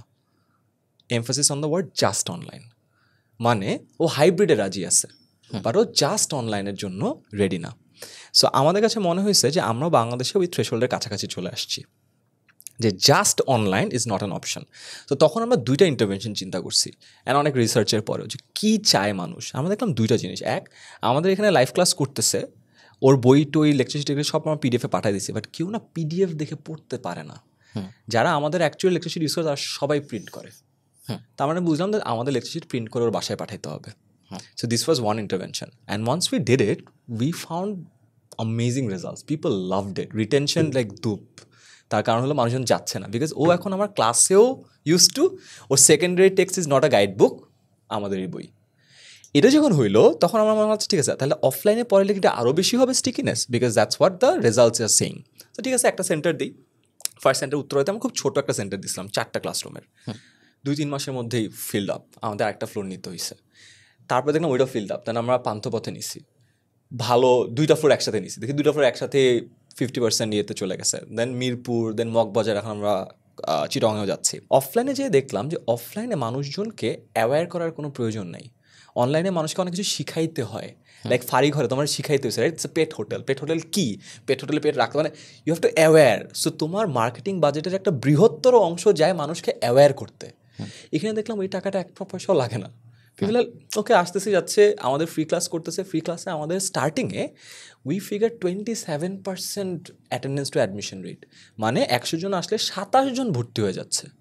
That was insane. আমাদের অনলাইনে কোর্সের যদি প্রাইস বলি, আমাদের IELTS এর রেকর্ডেড কোর্সের দাম 4,500 টাকা, অনলাইনের দাম 14,000 টাকা, and people are okay paying that amount of money. And আমরা তখন চিন্তা করলাম okay, this is a viable model, but আমরা কীভাবে ওর ফুল লার্নিং সায়েন্সটা কমপ্লিট করি। সো আমরা এখন অফলাইনে যখন দিই, ওদেরকে অনলাইনের অ্যাক্সেসও দিয়ে দিই। সো ক্লাস মিস করলে অনলাইন দেখতে পারে, অফলাইনে পরীক্ষা দেয়, মিস করলে আবার অনলাইনে পরীক্ষা দিতে পারতেছে। So now we are trying to create a whole ecosystem. And আমরা একটা ফিগার আউট করছি, লাস্ট যেই এপিফেনি আসছে, কেউ শুধুমাত্র অনলাইন থেকে পড়ে না, ভালো স্টুডেন্টরা অনলাইন অ্যান্ড অফলাইন দুটো মিলেই পড়ে। সো তুমি অনলাইনে থাকার পরও তুমি অফলাইনে ওর যতটুকু পেরিফেরি কাভার করতে পারবা, ও তোমার প্রতি ততটাই লয়াল হবে। সো এই জন্যই অফলাইনে আসা। 14,500 টাকা IELTS এর অ্যাডমিশন, 14,000 টাকা। 14,000 টাকা অফলাইনে, অফলাইনে অফলাইন। আর 4,500 টাকা হলো অনলাইনে। একটা ধরো মগবাজার বা মিরপুর একটা ইংলিশ সেন্টার বানাইতে কত টাকা লাগে? আমাদের কোটির উপরে লাগে, 1 কোটির উপরে লাগে। এত টাকা কেন লাগে? বিকজ আমরা এখন 10টা ক্লাস, আমাদের ইউনিট ইকোনমিক্স হলো 10টা ক্লাসরুমের, সো 10টা ক্লাসরুম হইলে আমাদের জন্য সুবিধা একটা হয়। ক্লাসরুমে কয়জন বসে? একটা ক্লাসরুমে 30 জন। 30 জন। প্রত্যেকদিন কয়টা ক্লাস হয়? 10টা ক্লাসরুম, 4টা স্লট পার ডে। ফুল থাকে সবসময়? না, সবসময় ফুল থাকে না। আমাদের এখনকার উইকডেজের সকালবেলার স্লটগুলো ফিল হয় না, উইকেন্ডসে হয়, শুক্র শনিবার, উইকডেজে হয় না, সো ওইটা কম থাকে। সো হোপফুলি আমাদের ওইটাও হয়ে যাবে, কারণ একটা আমরা দেখছি যে আমাদের এটাতে অপারেটিং ব্রেক ইভেনে আসতে 5 থেকে 7 মাস সময় লাগে। অনলাইনে যেটা শেষ নাই, আমরা তো বার্ন করে যাচ্ছি। বাট অনলাইনে বার্ন করেই যাচ্ছটা অনেকটাই স্ট্র্যাটেজিক না কম্পেয়ার, বিকজ অনলাইনে তো আর তোমার হোস্টিং কস্ট। হ্যাঁ, অফকোর্স, বাট আমাদের এগেন এটাও একটা স্ট্র্যাটেজিক রাউট যে ব্যবসায় তুমি কত বড় প্ল্যান করতে চাও। সো ফর ইনভেস্টার্স, ছোট ব্যবসা প্রফিটেবল জন্য তোরা টাকা ইনভেস্ট করে না, বিকজ স্টার্ট আপে যারা টাকা ইনভেস্ট করে ওটা হলো দ্যাট একদম ফাইনাল 1%, যেটা high risk high gain, they don't want to play safe. So ওই অ্যাসপেক্টের কারণে অফকোর্স আমরা যে কোনো জায়গায় যে স্টেবল আমরা আসছি, আমরা চাইলে গ্রোথ রেটটা কমায় দিয়ে প্রফিটেবল থাকতে পারি, বাট ওটা আবার গ্রোথ হবে না, দেল বি আ ক্যাপ টু ইট। আমি তোমাকে একটা সাইড কোয়েশ্চেন জিজ্ঞেস করি। আমার সবসময় মনে হয়েছে যে আমি স্টার্ট আপ ওয়ার্ল্ডের না, আমি স্টার্ট আপ বুঝিও না তো ভালো, আমি করিও না স্টার্ট আপ অ্যাঙ্গেলে কোনো ব্যবসা। আমি চেষ্টা করি ডে 1 থেকে প্রফিটেবল থাকতে এবং কখনো ইনভেস্টর না নিতে এবং কখনো কোনো মিটিং না করতে, let alone board meeting. Board meetings are very stressful. আমার একটা বোর্ড মিটিং শুনলে এখন আমার হাত ঘামা শুরু হয়। তার কারণ হলো আমার লাস্ট বোর্ড মিটিং যেদিন ছিল, এখনও মনে আছে, জুলাইয়ের 15 তারিখে 2001 তারিখে যেই বোর্ড মিটিং ছিল হলো সকাল 11:30টায়।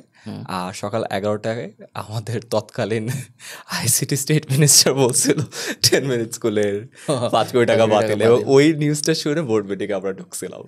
সো দ্যাট ওয়াজ ওইটার পরে এখন বোর্ড মিটিং শুনলে আমিও যে ঘেমে যাই, স্ট্রেস। হ্যাঁ, না, I am not a fan of meetings. এবং এই যে এখানে আমাদের রিক্রুটরা বসে আছে, কেউ বলতে পারবে না যে তার সাথে আমার কোনো একটা মিটিং হয়ে তারা হায়ার হয়েছে, এরকম কখনো হয়নি এবং বেশিরভাগ সাথে আমার কখনো দেখাও হয় না।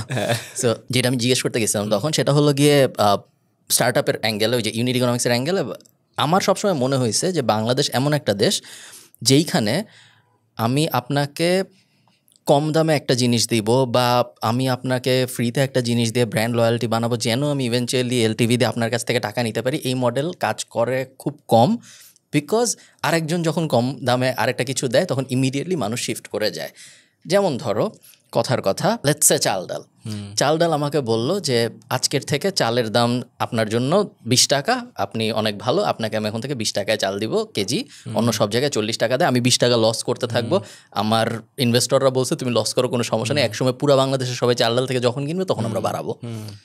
এরকম একটা দিন আসলো যে পুরো বাংলাদেশের সবাই এখন চাল ডাল থেকে কিনতেছে। ইনভেস্টর বললো ঠিক আছে, এখন তুমি 20 টাকাটা 40 টাকা করলো। এরপরে নেক্সট ডেতে একটা ইভ্যালি.com আয়সা বললো এখন 5 টাকা চালের দাম। কতজন মানুষ যারা ওই গত 10 বছরে 20 টাকায় চাল ডাল থেকে কিনছে দেখে থাকবে ভার্সেস কতজন এখন 5 টাকায় চলে যাবে? বেসিক রিস্কেই থাকবে না। হ্যাঁ, চাল ডাল রুটি তেলে কেউ থাকবেই না, there is no loyalty factor, it's money. তোমার মনে হয় এডুকেশন আছে অনেক কম? You are right. অফকোর্স যত বেসিক অ্যামিনিটিস তত প্রাইস সেন্সিটিভিটিটা হাইয়েস্ট হবে। কম দামে দিলে চাল আমি যে কম দামে দেবে তার কাছ থেকে নিব।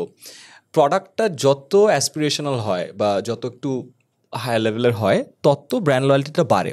বাট ওইটার পরেও আই অ্যাগ্রি টু ইউ যে তুমি কম দামে দিয়ে যে ভ্যালুটা অ্যাড করছো, ওই ভ্যালুটার অ্যাডিশন পরবর্তীতে কখনো অতটা কাজে লাগে না। ওই ভ্যালুটার অ্যাডিশন ততটুকুই কাজে লাগে যে ওকে তুমি তোমার প্ল্যাটফর্মে রাখতে পারতেছো কিনা, এটাই আর্লি ক্যাপচারে হেল্প করে। বাট পরবর্তীতে তোমার কাছে কিনবে এটা আসলে অতটা হেল্প করবে না। তা যদি না করে, তাহলে আমি যদি এখন গ্রোথে অনেক ফোকাস করে অনলাইনে ইনকাম না করি, তাহলে কি লং টার্মে যায় আমার লাভ হবে? এইটা is yet to see, because বাংলাদেশে ট্রুথ বি টোল অনেক বড় বড় কোম্পানি এই কাজটা করে ফেল করছে। সো স্ট্যাটিস্টিক্যালি যদি এখন বলি, তোমার যে কথাটা আছে এইটাই 90% প্লাস সত্য। দের আর ফিউ ভেরি রেয়ার কেসেস যেক্ষেত্রে এটার অপোজিটটা হয়েছে। তার মধ্যে একটা এক্সাম্পল যদি বলি, খুব ইন্টারেস্টিং, এই আমাদের অফলাইন সেন্টার। সো ইংলিশ দিয়ে আমরা যখন ব্যবসা, যেটা বললাম আমাদের স্কিল ডেভেলপমেন্টে 60%+ ইংলিশ থেকে ব্যবসা আসে। অফলাইন সেন্টার যখন আমরা করলাম, ডে 1 থেকে যখন ধূপধাপ এত মানুষ ভর্তি হওয়া শুরু করলো, এটা কিন্তু অ্যাডভান্টেজটা আসছে একদিন অনলাইনে পড়াইছি জন্য। সো ডিরেক্টলি আমি ওই ব্যবসায় প্রফিট করতে পারি নাই, বাট আমার অফলাইন ব্যবসা কিন্তু 5 মাসের মধ্যে প্রফিটেবল হয়ে যাবে। সো এটা যদি অনলাইনে যদি না পড়াইতাম বা ওই ব্র্যান্ড ইমেজ যদি না থাকতো, আমরা ব্রাঞ্চ সেট করার সাথে সাথে কিন্তু আবার এটা হইতো না, বা 10টা ক্লাসরুমের ব্রাঞ্চ নিয়ে স্টার্ট করার সাহস হইতো না। যেমন চিটাগংয়ে আমরা স্টার্ট করতেছি 12টা ক্লাসরুম দিয়ে, চকবাজারে 7,500 স্কোয়ার ফিট নিয়ে।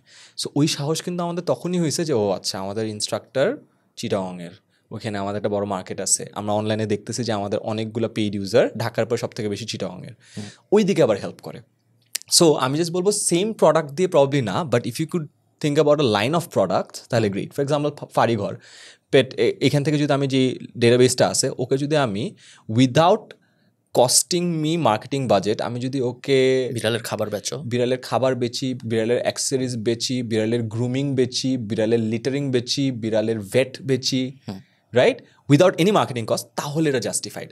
সো তুমি যদি ভার্টিক্যাল এক্সপ্যানশনেও পয়সাটা কামাইতে পারো তাহলে চান্সেস বাড়ে, but again chances R low. And বাংলাদেশের পাস্ট কেসেসের কথা যদি বলি 90% নেগেটিভ হয়েছে। কখনো কি এরকম মনে হয় যে 10 মিনিট স্কুল যেইভাবে, আমি রিসেন্টলি 10 মিনিট স্কুল তো ফলো করি না, বাট একসময় আমি ছোটোবেলা থেকে যেহেতু চিনি, ওইভাবে যদি আমি চিন্তা করি যে 10 মিনিট স্কুলের একটা বড় রিস্ক সবসময় কি এইটা থাকে যে আমার ইনস্ট্রাক্টর যত পপুলার হয় তত সেই ইনস্ট্রাক্টরের এন্টারপ্রেনারিয়াল নেচার বাড়ে এবং সেই ইনস্ট্রাক্টর সুইচ করে চলে যায়? Of course. It always, because that's how every human being thinks. এটা অনলাইনে শুধু না, এটা অফলাইনের ক্ষেত্রেও প্রযোজ্য। অফলাইন যখন আমরা পড়াইছি আমরা কিন্তু অলওয়েজ ভালো পড়ানোর একটা বড় ইনসেন্টিভ থাকতো, আমি যত ভালো পড়াবো তত বেশি মানুষ আমার কাছে প্রাইভেট টিউশনে আসবে, রাইট? বিকজ কোচিং সেন্টার আমাকে যেই পেমেন্টটা দিত আমি কিন্তু প্রাইভেট টিউশনে তার থেকে 10, 15, 20 গুণ বেশি টাকা কামাইতাম। সো অন্টারপ্রেনারিয়াল সেন্সটা কিন্তু অটোমেটিক্যালি চলে আসে। And the moment you are a good teacher, তুমি দেখতেছো তোমার আশেপাশে বাকি টিচারও এটা কাজ করতেছে, তুমিও কিন্তু ওইটাই করবা। ওইটা আমার আগেও ছিল, ওটা আমার সময় ছিল, ওটা আমি নিজেও করছি, আমার পরের ক্ষেত্রেও এখনও প্রযোজ্য। সেম জিনিসটা জাস্ট অনলাইনে যখন আসে, the scale is bigger, timeline is shorter. Because অফলাইনে পপুলার টিচার হইতে বছর 2 লাগে, easier to start, entry barrier অনেক কম। এটা বললাম যে স্কেলটা হায়ার, ভালো প্ল্যাটফর্ম পাইলে একবারে ধূপ করে অনেক বেশি পেয়ে যাচ্ছ, 2 বছর পড়ানো লাগতেছে না, তুমি 2 মাসে পড়ায় তুমি ওই জিনিসটা পাচ্ছ। সো তোমার টাইম কম লাগতেছে, স্কেলটা হায়ার, সো মাল্টিপ্লায়ারটা ইজ 10, 15, 20 গুণ বেশি। সো লেটস সে আমি প্রাইমাল থটস, না আই এগ্রি, লেটস সে আমি এসইও এক্সপার্ট হিসেবে বাংলাদেশে একটা কোর্স বেচতে চাই। আমি একটা ফেসবুক পেজ খুলে, একটা ইউটিউব চ্যানেল খুলে, জ্ঞান টেন দিয়ে ইভেনচুয়ালি 10,000 সাবস্ক্রাইবার হওয়ার পরে আমি একটা এসইও কোর্স বেচার চেষ্টা করতে পারি। বাট অনেক বেটার স্ট্র্যাটেজি হবে কোনো না কোনোভাবে 10 মিনিট স্কুলে একটা এসইও কোর্স ঢুকানো। আমার টাকা লাগবে না, ফ্রি, আপনি নেন, আপনি বেচেন, 450 টাকায় বেচেন, আমার কোনো সমস্যা নেই। আমাকে 30,000 40,000 মানুষ চিনলো, এরপরে আমি আস্তে করে যাই আমার একটা জিনিস করলাম। এই এক্স্যাক্ট জিনিসটা শুধুমাত্র আমরা না, আমাদের ক্ষেত্রে অনেক হয়েছে, কাছাকাছি সিমিলার প্লেবুক অন্যান্য প্ল্যাটফর্মে হয়েছে। সো সিমিলার প্রবলেম আমার এজেন্সি ওয়ার্ল্ডে অনেক হয়। আমাদের প্রত্যেক 5 থেকে 6 জন মানুষের জন্য, প্রত্যেক 5 থেকে 6 জন ক্লায়েন্টের জন্য আমরা একটা এসইও ম্যানেজার হায়ার করি। মানুষ ইজ আ ক্লায়েন্ট হইল। সো 5 জন 6 জনের জন্য আমরা একটা এসইও ম্যানেজার হায়ার করলাম। সেই এসইও ম্যানেজার অনেকদিন ধরে ওদের সাথে কাজ করতেছে, আস্তে আস্তে সব ঠিক হচ্ছে। তো হঠাৎ করে দেখি 2-3 জনের একজন ক্লায়েন্ট নাই, এবং তারপর দেখি ওনার একটা এসইও এজেন্সি আছে। সো আমি সবসময় ভাবি যে যেহেতু আমি অনেক বেশি এন্টারপ্রেনারশিপ নিয়ে কথাবার্তা বলি, এই কারণে আমি যখন জব মার্কেট থেকে হায়ার করতে যাই, আমি মনে হয় ন্যাচারালি এমন মানুষকেই অ্যাট্রাক্ট করে ফেলি যে একটু বেশি এন্টারপ্রেনারিয়াল, এবং সে আসলে আমার সাথে থাকবে না। আমার দরকার যারা ব্যাংকে চাকরি করে, কিন্তু আমি তাদের পাই না। আমি পাই তাদের যারা আমি ব্যবসা করতে চাই, আপনার কাছে আসি, কিছু থাকবো, তারপর আমি ব্যবসা করবো। এই প্রবলেম কিভাবে সলভ করা যায়? সলভ করা যাবে না, ইটস আ প্রাইমাল ইনস্টিংক্ট। আমি এটা আগেও নিজেও চিন্তা করছিলাম যে কেন হচ্ছে এটা, পরে চিন্তা করলাম আচ্ছা হ্যাঁ এটা তো স্বাভাবিক। এটা যদি না হইতো তাহলে তো ঝামেলা লাগতো। আচ্ছা ও কি চিন্তা ভাবনা করে না? একটু চিন্তা করলে তো এটা করতে পারে, রাইট? ওকে খালিদ ফারহানের ভিডিও দেখে না, ও তো বলছে যে ফার্স্টে এটা করো, এটা করো, নিজের ব্র্যান্ড বানাও। সো ওই স্টেপগুলো যদি ফলো করে, I think that's a very logical thought process. I have come to terms with it, and more than come to peace with it. So I think that's normal. ওইটা করেই তোমার ব্যবসাটাকে কিভাবে লং টার্ম স্কেলেবিলিটি এনশিওর করা যায় এটা দেখতে হবে, বাট এটা স্বাভাবিক একটা বিষয়। এবং এইটারই এই প্রবলেম যে যত বড় প্ল্যাটফর্ম আছে সেই প্রবলেমটা তো স্কেলে দেখছে, অ্যান্ড আমি যখন নিজের প্রবলেম দেখি তারপর আমি সাথে সাথে ইন্ডিয়ার প্রবলেম দেখি, যে বলো না যে নিজের প্রবলেম দেখার পরে বড় একটা প্রবলেম দেখবা তোমার কাছে তোমার প্রবলেমটা ইজি লাগবে। আমি দেখছি ও ওয়াও, ওদের 10 কোটি টাকা অফার করছে তাও চলে গেছে বিকজ 15 কোটি টাকার একটা অফার পাইছে, ও ওয়াও, তা তো আমরা অনেক ছোট প্রবলেমে আছি এখন। জিনিসটা উল্টা করে একটু চিন্তা করি, এখন একটা ভালো প্রবলেম সেটা হলো 10 মিনিট স্কুল অনেক আমি দু একটা কেসের কথা জানি যেখানে তোমরা অ্যাকোয়ার করছো, ছোটোখাটো কোম্পানি কিনছো, এরকম। আমি একটা স্পেসিফিক এক্সাম্পল দিয়ে বলি, 10x অ্যাডমিশন টাইপ একটা জিনিস ছিল, মেডিকেল ভর্তি coaching, I don't know if you remember. there's this guy, একটা ছেলে এবং একটা মেয়ে কো-ফাউন্ডার ছিল। একই হায়ার করি না, অ্যাডমিশন এক্স, রাইট, হ্যাঁ, সুস্মিতা আর পিকন। হ্যাঁ হ্যাঁ হ্যাঁ। সো যখন কোনো একটা কোম্পানি কেনার চেষ্টা করতেছো, সো উনারা এখন 10 মিনিট স্কুলের টিচার, হ্যাঁ টিচার, বাট আমরা একই হায়ার করি নাই। কোম্পানি তোমরা কিনছো? না কিছু নেই, আমরা ইট ওয়াজ আ কোল্যাব বলতে পারো। ওকে, সো কোম্পানির কোনো কিছুতে আমরা হাত দিই নেই।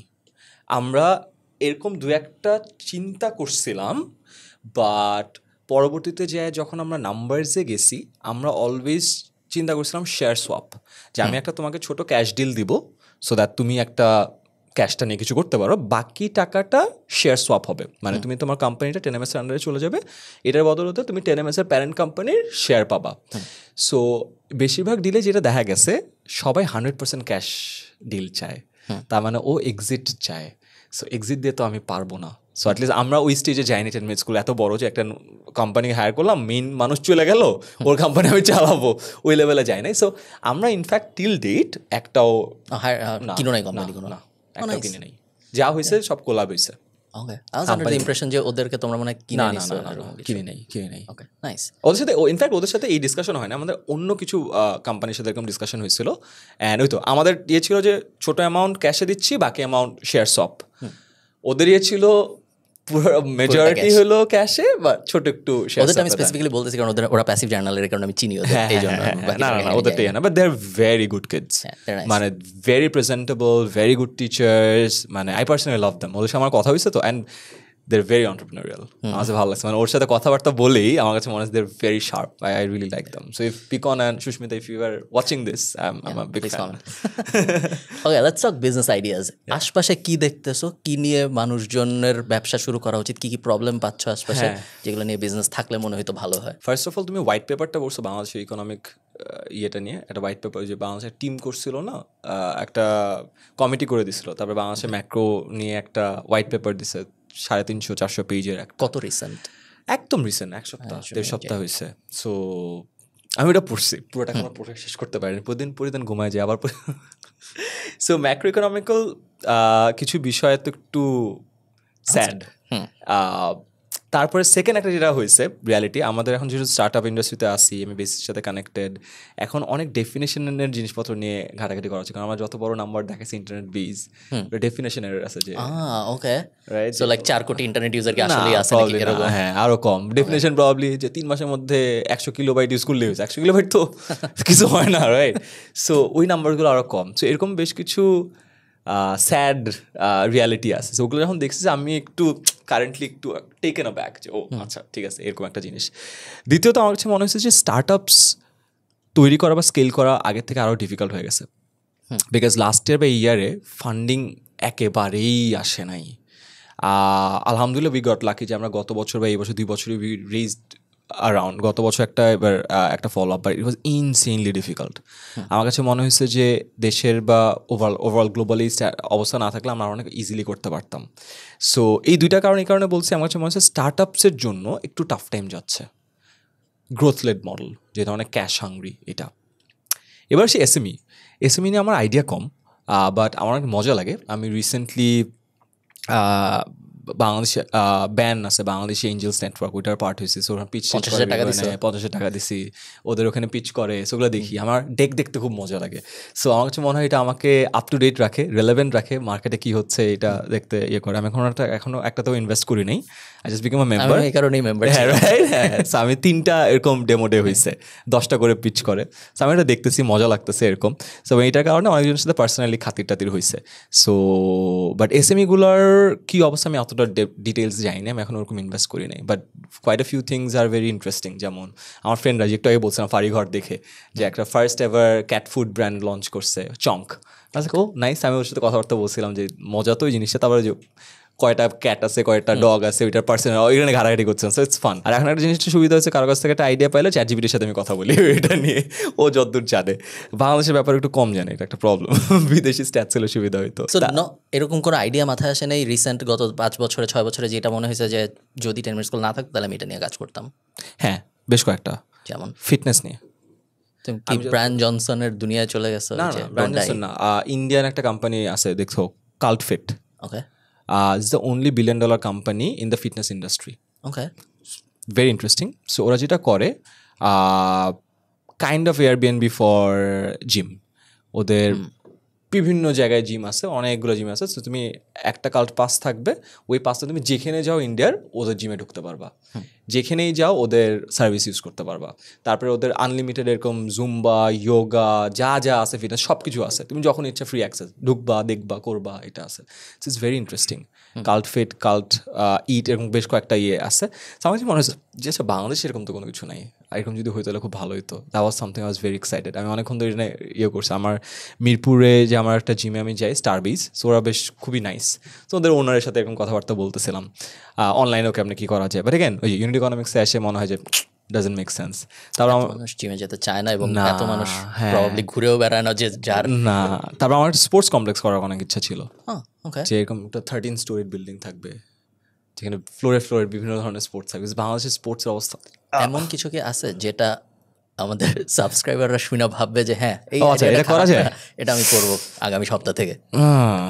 ডিফিকাল্ট না, এরকম 13 বিল্ডিং তো সে পারবে আমিও না। আমি যে বললাম না, আমার ছোটবেলা থেকে আমার স্বপ্ন হইলো আমার আইডিয়াটাতে একটা খুবই বড় লোক কেউ এক্সাইটেড হবে, আমাকে টাকাটা দিবে। সো ইয়া, আর আমি এখন আরও বিশ্বাসী, বিকজ 10ms চালাতে যে ছোটোকালে অনেক স্পন্সর টাকাটা দিচ্ছে, পরে ইনভেস্টার দিচ্ছে। আমার কাছে মনে হয় না এই স্বপ্নটা সত্যি হবে কোনো একটা দিনে।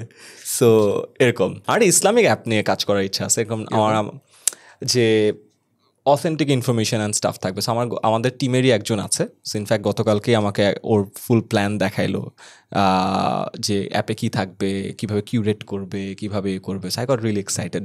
বাট এগেন অনলাইনে অনেক কিছু 10ms-এর কাছাকাছি জিনিসপত্র, সো আমার একটা কনফ্লিক্ট ইন্টারেস্ট আছে, সো ওই জন্য প্রবলি ওইটাতে ঢুকতে পারবো না।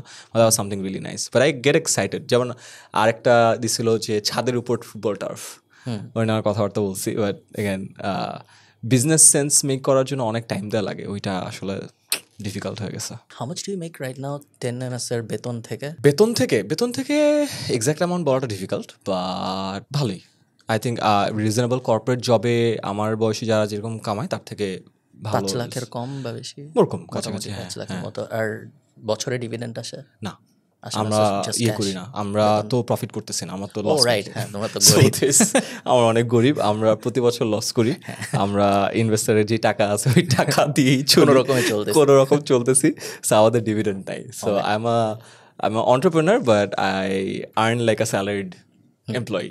কি করতেছো টাকা দিয়ে? টাকা দিয়ে ট্রুথ বি টোল আমার পার্টিকুলার ওরকম ইয়ে নাই। আমি এখন চিন্তা করতেছি যে আমি হয়তো বা কোনো বিজনেসে ইনভেস্ট করবো। আমি জানি না কিরকম কী আছে, যেমন যে আমার ফ্রেন্ডের সাথে কথা বলছিলাম চঙ্ক, এটা কেমন, টার্ফের একটা ইয়ে আছে, সেরকম 2-4টা জিনিস নিয়ে চিন্তা ভাবনা করতেছি। অ্যাজ ইউ ক্যান ইমাজিন আমার কোর্স থেকে টাকা আসে না, বই রয়্যালটি নাই। So I am salaried employee. So ইয়েতে জমা হয়। বই লেখো, বইও কি 10ms পাবলিশ করে? বই না, বইয়ের টাকা আছে, বাট বইয়ের টাকাটা বাংলাদেশে খুব বেশি বইমেলা কেন্দ্রিক। সো বইমেলার বাইরে বইয়ের বিক্রি অনেক কম হয়। সো এখান থেকে আসলে যারা বইয়ের রাইটার তারা জানবে অত আমি তোমার একটা বিজনেস আইডিয়া দিই। আমি একটু আগে ওদের বলতেছিলাম, হোয়াট ইফ আমি নেক্সট বই মেলায় চ্যাট জিপিটিকে হুমায়ুন আহমেদের 100 বই প্রম্পট করে বলি যে আমাকে এই হুমায়ুন আহমেদের স্টাইলে 10টা বই দেন। তারপর আমি ওই 10টা বই নিয়ে আফসার ব্রাদার্সের কাছে যাই, যা বলি যে ভাই আমি 10টা বই লিখছি, এখন এগুলো একটু পাবলিশ করে দেন। মনে চান্স আছে চলতে পারবে? মানুষ কিনবে না, টাকা দেবে না, মানুষ এটা অনলাইনে পড়তে চাবে।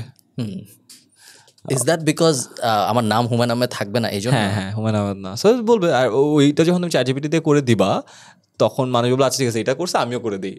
আমি তো বলবো না আমি চ্যাট জিপিটি দিয়ে করছি। আর হুমায়ুন আহমেদ তো আর মানুষ ভাববে আমি তো এটা বলবো না এটা হুমায়ুন আহমেদের। আচ্ছা, সবাই ভাবে যে there is this new writer, যে হুমায়ুন আহমেদের মতোই। আচ্ছা সেইটা করবা। না, চলবে না। তার কারণ হলো বাংলাদেশের নতুন রাইটারের বই হুমায়ুন আহমেদের মতো বিক্রি হওয়া পসিবলই না, বিকজ মার্কেটই নেই আর। হুমায়ুন আহমেদ আমি যেহেতু বইয়ের ইন্ডাস্ট্রিতে আসি, আমি অ্যামাউন্টগুলো মোটামুটি জানি। হুমায়ুন আহমেদ এককালে যে পরিমাণ বই বিক্রি করছে তার পরবর্তীতে কেউ ওই লেভেলে যাইতে পারে নাই, ধারে কাছেও না। অন্য বই গেছে, লাইক যেমন মুনজেনে ঘরে বসে স্পোকেন ইংলিশ গেছে, বাট ওটা তো আর সাহিত্যিক বই না, ওই বই ওই লেভেলে যায় নাই। সো বইমেলাতে যেমন 100 কোটি টাকার ব্যবসা হয় না কিন্তু, এবং যতদিন যাচ্ছে কমছে। রাইট, লাস্ট 2-3 ইয়ার্সে আরও কমছে। অ্যান্ড আমি লাস্ট 2-3 বছরে বইমেলায় গিয়েও আমার কাছে ক্রাউডটা দেখে মনে হয় না এটা বইমেলা কেন্দ্রিক ক্রাউড, এটা খুবই জেনারিক ক্রাউড। তুমি একটা ইভেন্টে যদি ওই ইভেন্ট স্পেসিফিক ক্রাউড পাও তাহলে কিন্তু ইভেন্টটা সাকসেসফুল হয়। ওই ইভেন্টে যদি জেনারিক ক্রাউড পাও তাহলে কিন্তু লাভ নাই, বিকজ জেনারিক ক্রাউডের কনভার্জন নাই, মিনিং ওরা আসবে বই কিনবে না, ঘুরতে আসছে। অ্যান্ড আমি তো 2017 সালে বই লিখছি, সো তারপর থেকে তো আমি প্রতি বছর বইমেলায় গেছি, এবং আমারও দেখা গেছে প্রতি বছর বইমেলায় যাওয়ার সংখ্যা কমছে। এবং তার কারণ হলো প্রতি বছর বইমেলা যখন আমি আগে যাইতাম তখন যেই ধরনের মানুষের সাথে দেখা হতো, এখন ওই ধরনের মানুষের দেখা হয়, বাট যেটা হয় ওই জেনারিক মানুষের ক্রাউডে তারা হারায় যায়, বুঝছো? সো এইটা একটা প্রবলেম। আমার কাছে মনে হয় যে বাংলাদেশের বইমেলার ক্রাউডটা লাস্ট 2-3 বছর যারা বইমেলায় গেছে তারা বুঝবে আমি কি বলতে চাচ্ছি, যে ক্রাউডটা কীভাবে চেঞ্জ হয়েছে, কনভার্সন অনেক চেঞ্জ হয়েছে, বইমেলার ব্যবসা অনেক পরিবর্তিত হয়েছে। এবং ওই পুরা 100 কোটিও তো না, 70-80 কোটি টাকাকে যদি ভাগ দাও by the number of books, per বই খুব কম, খুবই কম। সো অ্যান্ড গুটি কয়েক যে ভালো বই আছে, আমি সব রাইটারকে পার্সোনালি চিনি, তাদেরও কথাও যদি চিন্তা করো যে 17-18 সাল থেকে এখন তাদের বইয়ের কাটতে একটু একটু করে কমছে। এইরকম একটা সময় মানে বাংলাদেশের বইমেলার সিন না, পৃথিবীর এরকম একটা সময়ে একটা বই যিনি লিখতেছে তাকে 13%, 8% রয়্যালটি দিয়ে পাবলিশার 92% রাখা, জাস্ট বিকজ উনি বই পাবলিশ করতেছে। বইগুলো আসলে চলতেছেও রাইটারের নামে, প্রমোশনাল অ্যাক্টিভিটি যা হচ্ছে মোটামুটি সব কিছুতে রাইটার ইনভলভড, কিন্তু পাবলিশাররা অ্যাক্ট করতেছে না, ওনারা লিগালি বইয়ের মালিক, কারণ ওনারা বই ছাপাইছে। এই ইকুয়েশনটা তোমার কাছে কেমন লাগে? যে বাংলাদেশ 15% দেয়, 15% দেয় বাংলাদেশের 12% নিয়ে অ্যাটলিস্ট আমি যতদূর জানি 12% একটু এটাই হয়, বাট 12 থেকে 15 সবাই পায়।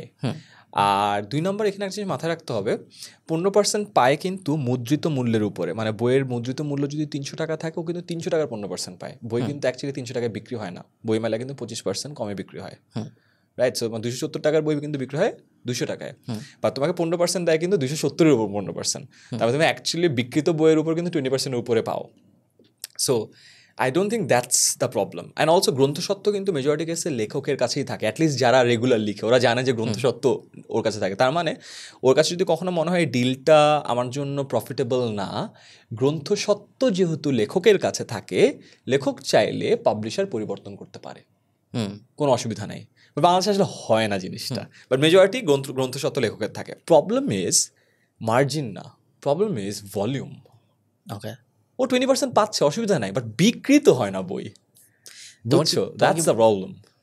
এটা কি আমরা বড় হয়ে গেছি এবং নস্টালজিয়া থেকে মনে হয়, নাকি এটা সত্য যে ছোটবেলায় আমরা সবাইকে দেখতাম স্কুলে বই নিয়ে আসতেছে, সবাই স্কুলে বইটা পড়তেছে? তুমি জাস্ট ইমাজিন আগের 2017 সাল লেটসে কথার কথা 100 কোটি টাকার বই বিক্রি হয়েছে, আমাদের ইনফ্লেশনের সাথে যদি অ্যাডজাস্ট করো, ধরে নিচ্ছি pessimistic 6-7% inflation, not the actual 10% plus, ওটার সাথেও যদি অ্যাডজাস্ট করো তাও তো এখন 150 কোটি টাকার মার্কেট হয়ে যায়। হয় নাই তো, হাফ, তার মানে ডিগ্রোথে আছে। So market is degrowing. মানুষ বই পড়ে না কেন? বাংলাদেশের মানুষের আগে এন্টারটেনমেন্টের একটা বিশাল অংশ ছিল বই, বিকজ মানুষের এন্টারটেনমেন্টে পার্সেন্টেজ করলে এটা একটা বৃহত্তর অংশ ছিল। এখন যেটা হয়েছে, বই ওইটুকু জায়গাতেই আছে, বাট ওই পার্সেন্টেজে খাপ নিয়ে গেছে টিকটক, ইনস্টাগ্রাম, এটা করে করে করে করে করে বই ডাইলুট হইতে একদম ছোট হয়ে যাচ্ছে। ইমাজিন আ স্টার্ট আপ, তোমার শেয়ার সংখ্যা ওইটাই আছে, বাট অনেক মানুষ ঢুকতে শেয়ার ইস্যু করতে তোমার স্মল পার্সেন্টেজ চলে আসছে। এতে বইয়ের কোয়ালিটি খারাপ হওয়ার বা রাইটারের কোয়ালিটি খারাপ হওয়ার ক্রেডিট কত, আর মানুষ জাস্ট টিকটকে চলে গেছে এটা কত? I think it's an influence, right?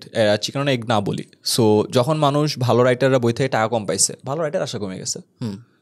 Indian cricket team এত ভালো করার জন্য তো তুমি জানো IPL এর একটা বিশাল ইম্প্যাক্ট আছে, ওদের টাকা পয়সা একটা, বিকজ ক্রিকেট বোর্ডে টাকা ঢালছে, ভালো ক্রিকেটার আসে, ভালো ক্রিকেটার আরও ভালো করছে, আরও কমার্শিয়াল অ্যাড আনছে, ক্রিকেট বোর্ড আরও বড়লোক হয়েছে, আরও টাকা দিছে, রাইট? যেই স্পোর্টে যত টাকা আসে ওই স্পোর্ট তত বেটার হয়। সেম গোজ ফর ফুটবল বলো, ফর্মুলা 1 বলো, গলফ, যেই জায়গায় বলো। আর যেই ইন্ডাস্ট্রির টাকা নাই, ইন্ডাস্ট্রি ইজ স্টার্ভিং, ইন্ডাস্ট্রির প্রতিটা stakeholder is starving. So একটা স্টেক হোল্ডারও তার সেন্ট্রাল রুজিরুটি বা প্রাইমারি রুজিরুটি হিসেবে ওই পেশাটাকে নেয় না। বাংলাদেশে প্রফেশনাল রাইটার কিন্তু এখন নাই বললেই চলে, গুটি কয়েক, যাদের বইয়ের টপ সেলার আমরা দেখি, লাইক লেটস সে রকমের টপ 10-এ আছে, তুমি দেখবা তারা 90% প্লাস প্রফেশনাল রাইটার না, দে আর রাইটার্স, বাট তাদের প্রাইমারি রুজি something else. Do you see এরকম একটা সময় আসবে যখন পুরো বইমেলাই হয়ে যাবে কোচিং সেন্টারের বই বিক্রির না, ওটা হবে না। তার কারণ হলো কোচিং সেন্টারের জন্য বইমেলা সেন্স মেক করে না। কারণ কোচিং সেন্টারের জন্য বা গাইড বইয়ের জন্য, গাইড বইয়ের মার্কেট 5,000 কোটি টাকার বেশি, বইমেলা বিক্রি হয় 100 কোটি। Coaching centre in the sense যে আপনি ইংলিশ শিখবেন, আপনি এই বইটা কিনেন, আপনি না, ওইটা হবে না। তার কারণ কি, ওই বই কেনার জন্য তোমার নর্মাল চ্যানেল ইনাফ। যেটা বললাম না, গাইড বই মার্কেট 5,000 কোটি টাকার। গাইড বই মার্কেট একটা 100 কোটি টাকার মেলা কেন্দ্রিক কাজই তো করবে না ওরা, রাইট? ওর তো already supply chain is there, ওর সাপ্লাই চেইনের জন্য একটা আলাদা ক্যাম্পেইন করার কোনো দরকার নেই, দ্যাট টু ফর 100 কোটি টাকা। ওর 5,000 কোটি টাকার মার্কেট আছে, সো 50 ভাগের 1 ভাগ, 2%। Doesn't make sense. Let's talk marketing.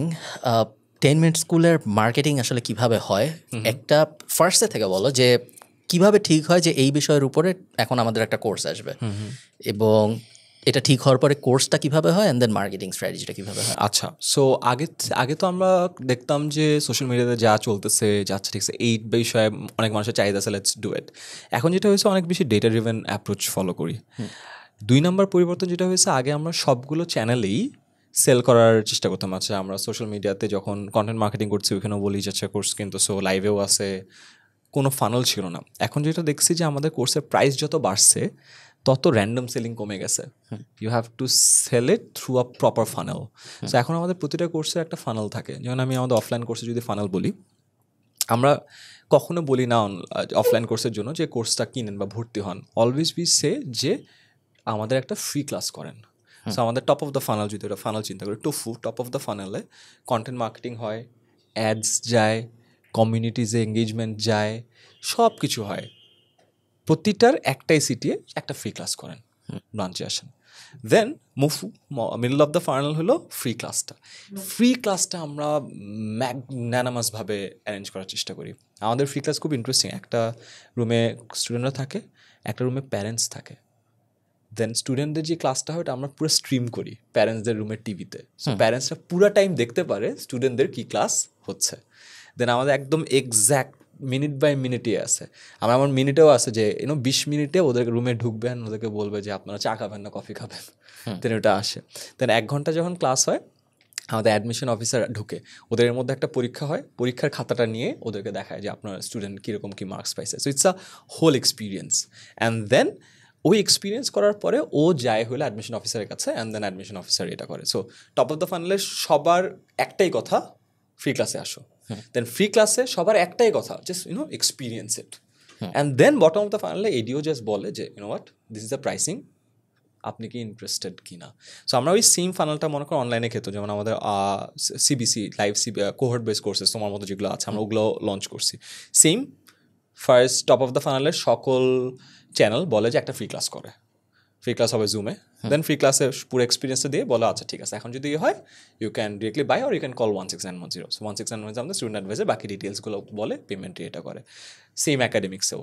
So we follow this funnel, top of the funnel, mid of the funnel, bottom of the funnel. Top of the ফানেলে একটাই সিটিয়ে থাকে যে এক্সপিরিয়েন্স, অ্যান্ড দেন এক্সপিরিয়েন্স করার পরে তারপর we give them the details. Because প্রোডাক্টের price যত বেড়ে যায় তত ফানেলটা মেনটেন করাটা মোর ইম্পর্টেন্ট হয়ে যায়। টপ অফ দ্য ফানেলে বেশি মানুষ আনার জন্য কী কী ধরনের জিনিস কাজ করছে? অ্যাকাডেমিক্সের জন্য লাইভ ক্লাসেস, বিকজ লাইভ ক্লাসেসে you tend to give value. Because simple হিসাব, তুমি যত বেশি ভ্যালু দিবা ওকে তোমার ফ্রি ক্লাস এক্সপিরিয়েন্স করাতে তত কম কথা বলা লাগে। সো নর্মালি একটা রিলের থেকে একটা শর্ট ভিডিওতে বেশি ভ্যালু দেওয়া যায়, শর্ট ভিডিওর থেকে একটা লাইভে বেশি ভ্যালু দেওয়া যায়। অ্যান্ড কারেন্ট ফেসবুক অ্যালগরিদমে শর্ট ভিডিও একেবারে ভালো পারফর্ম করে না, লাইভ করে অথবা রিল করে। সো ইটস লাইক মেরুর 2 প্রান্তে। সো রিলে you get mostly the awareness, লাইভে you tend to give the value. সেই দুটা হলো অর্গ্যানিক। পেইডে we do both Facebook and YouTube marketing, kind of 50-50 লেভেলে। সো এখান থেকে ড্রাইভ করি। আর এছাড়া একটা বড় জায়গা আছে হলো কমিউনিটি। এইটা খুবই ইন্টারেস্টিং জায়গা, যেমন আমাদের ক্লাস 6, 7, 8, 9, 10 প্রতিটা ক্লাসের জন্য আলাদা আলাদা গ্রুপ আছে।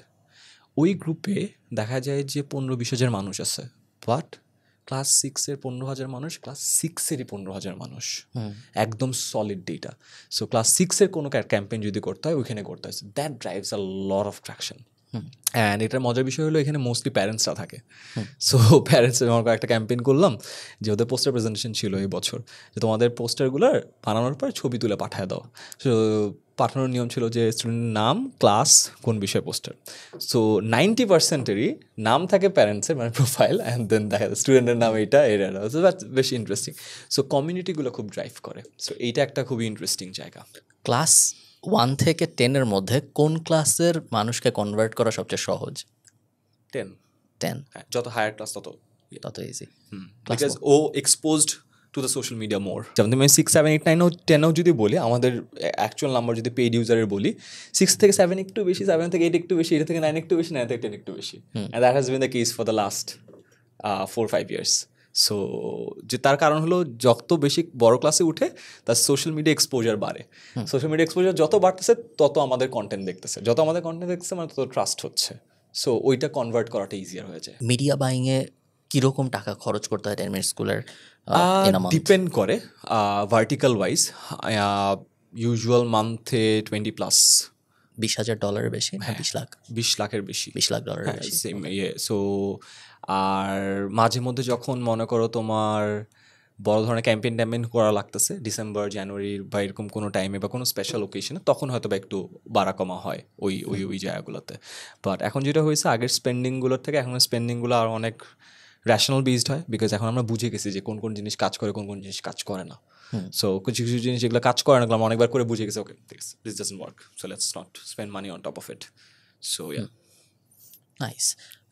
আমি রিসেন্ট সময়ে যেটা দেখেছি, আমি সবসময় চেষ্টা করছি প্যাসিভ জার্নাল খুবই ফেসবুক অ্যাড দিয়ে মেইনলি আমি বিজনেস কাস্টমার পাওয়ার চেষ্টা করছি, এবং সবার সাথেই এটা হয়েছে। আমিও এটা দেখেছি যে 2018-তে যখন আমি কাস্টমার কনভার্ট করতাম তখন $2-2.5 এরকম খরচ হইতো, এবং আমাদের দাম অনেক, সো ধরো $250 বা $125 এরকম।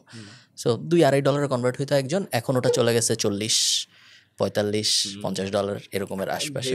বাংলাদেশের টাকা ডিভ্যালুড হয়েছে, থার্ড পার্টির কমিশন বাড়ছে, ভ্যাট বাড়ছে।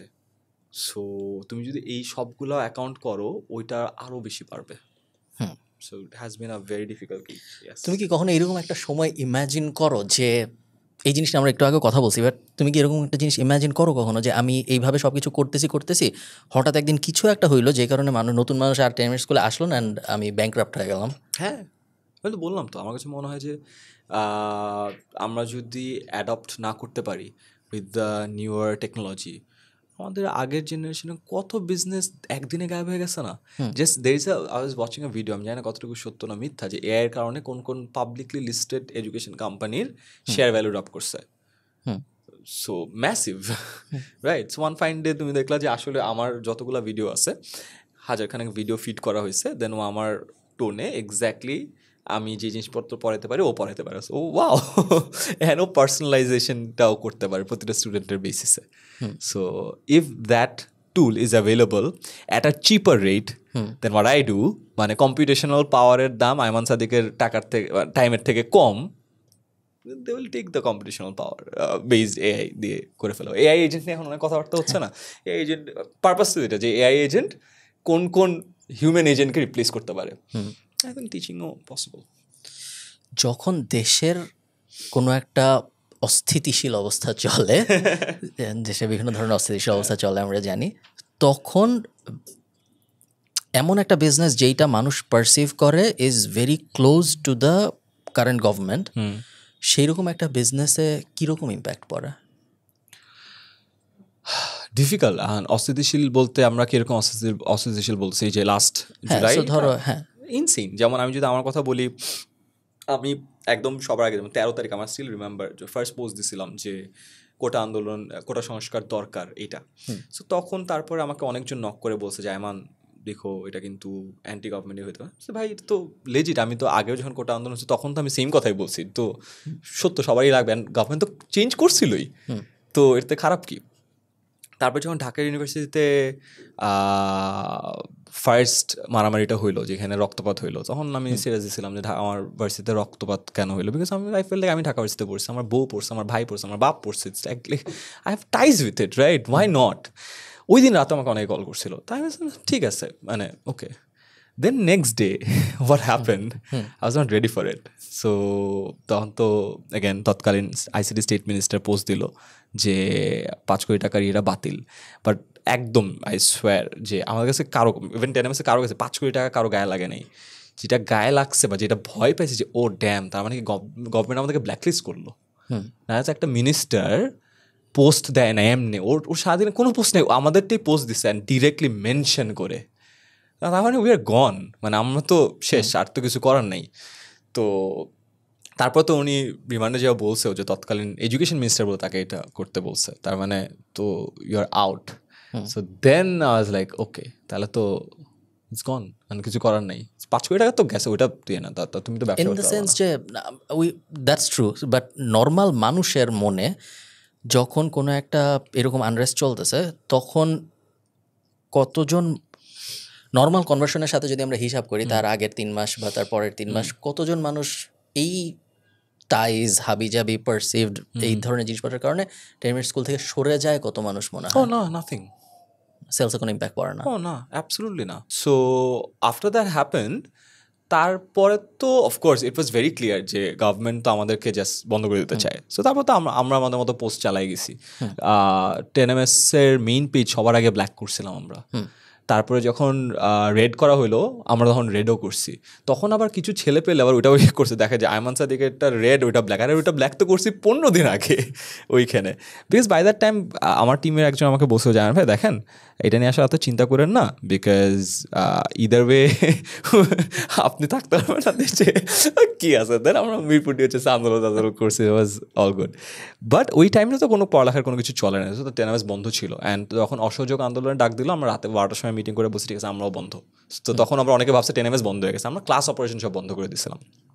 তারপরে যখন আবার রিস্টার্ট হইলো, তারপরে আমরা আগের টাইমের সাথে যদি কম্পেয়ার করি, nothing. Okay, that's good to hear. But generally দেশের ইকোনমিক সিচুয়েশন খারাপ হওয়ার সাথে কি সেলসে কোনো ইম্প্যাক্ট পড়ে না? তাও পড়ে না, এতটুকু বোঝা যায় না, গ্রোথে ঝামেলা হয়। হ্যাঁ, সো যেটা দেখা যায় আমাদের তো অলওয়েজ একটা গ্রোথ টার্গেট থাকে। সো আমরা ডিগ্রোথে কখনো যাই নাই আমাদের হিস্ট্রিতে, বাট গ্রোথ অনেক স্লো হয়ে গেছে। সো ফর এক্সাম্পল আমাদের তো টার্গেট থাকে যে গ্রো করবো, রাইট, বিকজ একটা মান্থ টু মান্থ একটা টার্গেট থাকে। বাট হ্যাঁ, মান্থ টু মান্থ টার্গেট আমরা অনেক টাইমে মিস করছি। তো ডিগ্রোথ কখনো হয় নাই, বাট গ্রোথ টার্গেট অনেকবার মিস করছি। এখন আমরা ইন্টারনালি একটা জিনিস চেষ্টা করি যে ম্যাক্রো ইকোনমিক্যাল ফ্যাক্টরের উপর দোষ দিতে চাই না, বিকজ ওটা একবার দোষ দিয়ে দিল তো এভরি ফেইলার, ও আচ্ছা আমরা তো খুবই জোস, বাট টাকা নাই, দেশে টাকা নাই, আমার তো খুবই জোস, বাট ইনফ্লেশন, আমার তো খুবই জোস, প্রাইসের কারণে হচ্ছে না। সো এই কনভারসেশন আবার একবার ঢুকে গেলে it's very difficult to get out of it. আমরা দেখছি যে আমাদের মাইন্ডসেটে ওটা হয়ে যায়। আমি যদি একবার বিশ্বাস করি যে আমার গ্রোথ নাই ইটস বিকজ বাংলাদেশের অর্থনৈতিক অবস্থা খারাপ, তাহলে তো লাভ নেই। সো ওই জন্য ওইটা বিশ্বাস করার চেষ্টা কম করি, বাট মাঝে মধ্যে ভয় লাগে। It's true.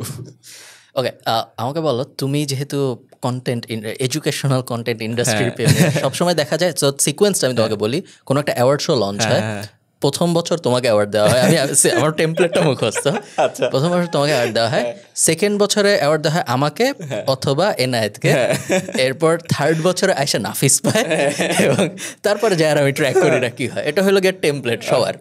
সো কন্টেন্ট তুমি কোথায় দেখতেছো যাচ্ছে, স্পেশালি লং ফর্ম কন্টেন্ট কোথায় যাচ্ছ দেখতেছে, কোথায় মনে হচ্ছে তোমার যে যাবে, এবং হ্যাঁ, as a aspiring educational content creator, what should someone focus on? আমার কাছে মনে হয়েছে আমি রিসেন্টলি অনেক বেশি শর্ট ফর্ম কন্টেন্ট বানাচ্ছি।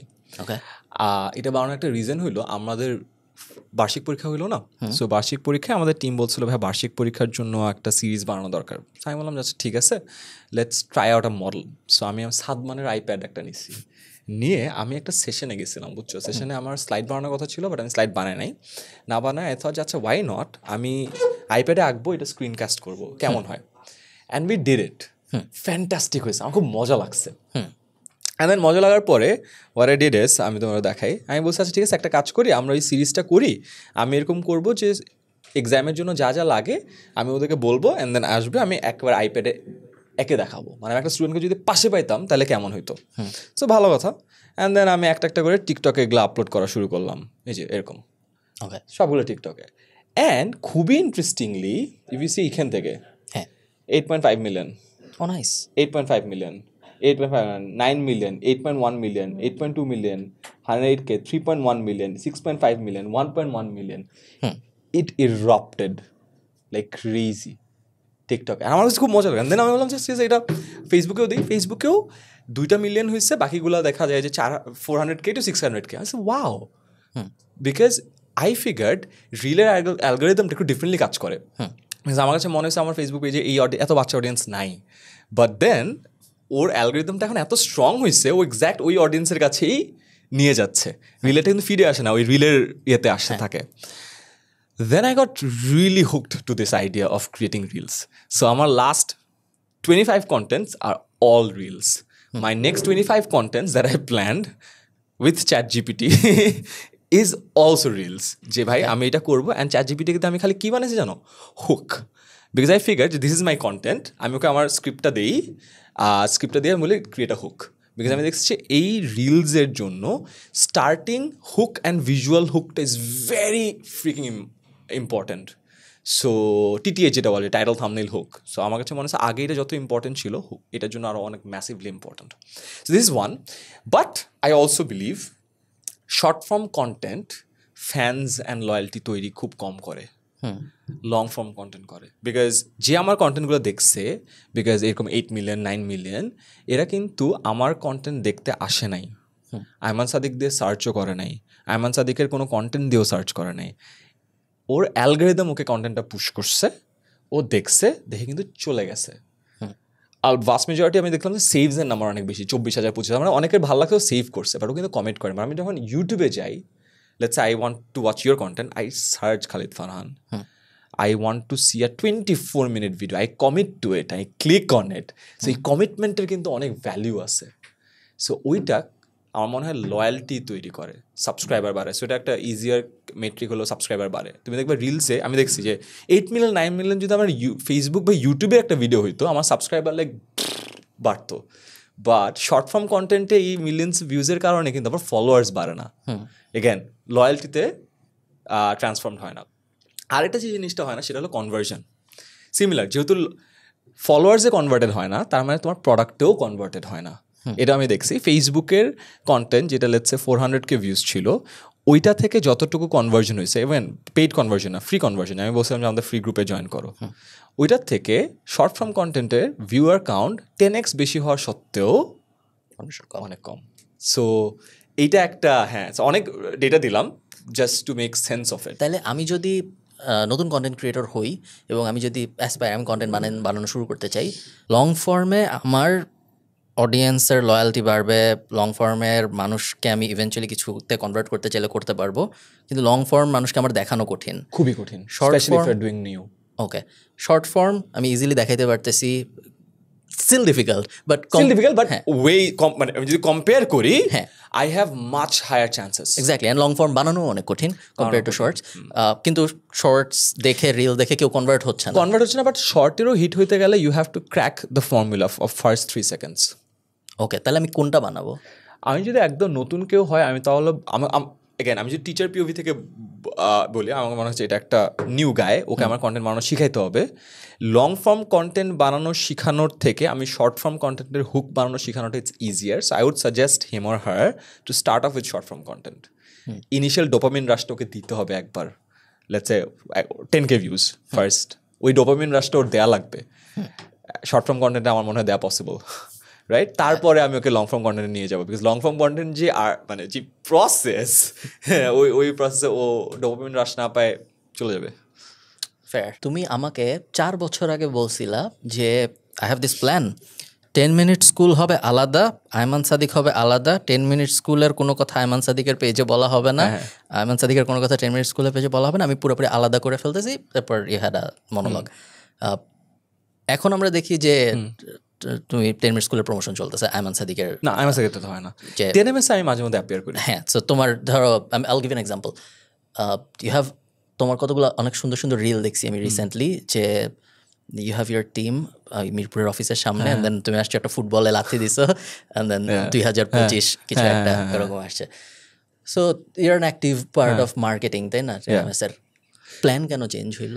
না, প্ল্যান চেঞ্জ হয় নাই, প্ল্যান এখনও সেম আছে। ফর এক্সাম্পল, আমি 10ms এর কন্টেন্টে অ্যাপিয়ার করি, বাট আমার কোনো কন্টেন্টে 10ms অ্যাপিয়ার করে না। সো আমার যে কন্টেন্টগুলো আছে আমার পেজে, ইটস লাইক মাই অডিয়েন্স, আমার ইয়েতে কাজ করি, যেই কথাগুলো আছে ওই কথাগুলোই বলি। 10ms এর কিছু কিছু জায়গায় আমি এখনও অ্যাপিয়ার করি। So not as a content creator, but as the chief executive officer of the organisation. So অত বেশি যে তা না, যেমন তুমি যে ভিডিওটা দেখছো ওই ভিডিওটার এগেন ওই ইনিশিয়াল হুক অ্যান্ড মিউজিকের কারণে একটু ভাইরাল হয়েছে, 7-8 মিলিয়ন ভিউজ পাইছে, ওইটার কারণে চোখে পড়ছে। বাট ওটা আগে পিছিয়ে কিন্তু আবার আমি নাই।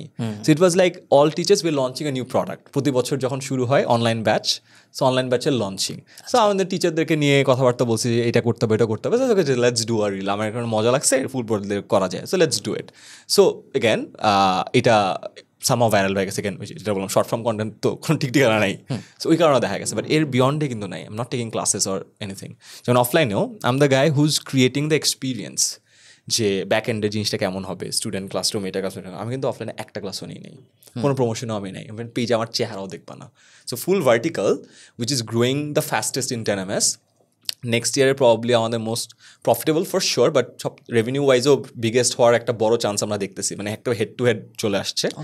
সো ওটা আমার কোনো চেহারাই নেই। আমি যখন বসুন্ধরা সিটির সামনে দিয়ে এই স্টুডিওতে আসতেছিলাম গতকালকে বা আজকে, আমি দেখছি যে 10টা পিলার, 10টা পিলারে মুনজারিনের 10টা ছবি এবং লেখা যে ইংলিশের কোনো একটা সিটিয়ে দেওয়া।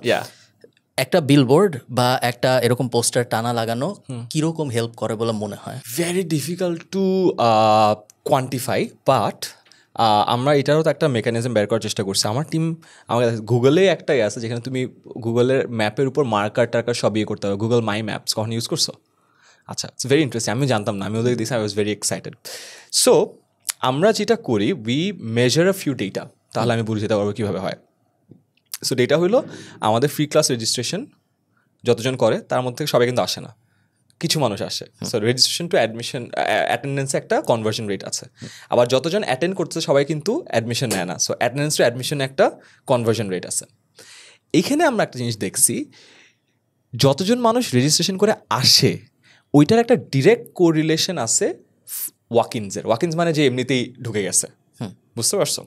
সো আমরা দেখলাম আমরা যদি কোনো মার্কেটিং কিছু না করি, যতজন রেজিস্ট্রেশন করে তার 50% মানুষ আমরা পরের দিন ওয়াকিনও পাই, বিকজ এ ওরে বলে, ওরে বলে, ওরে বলে।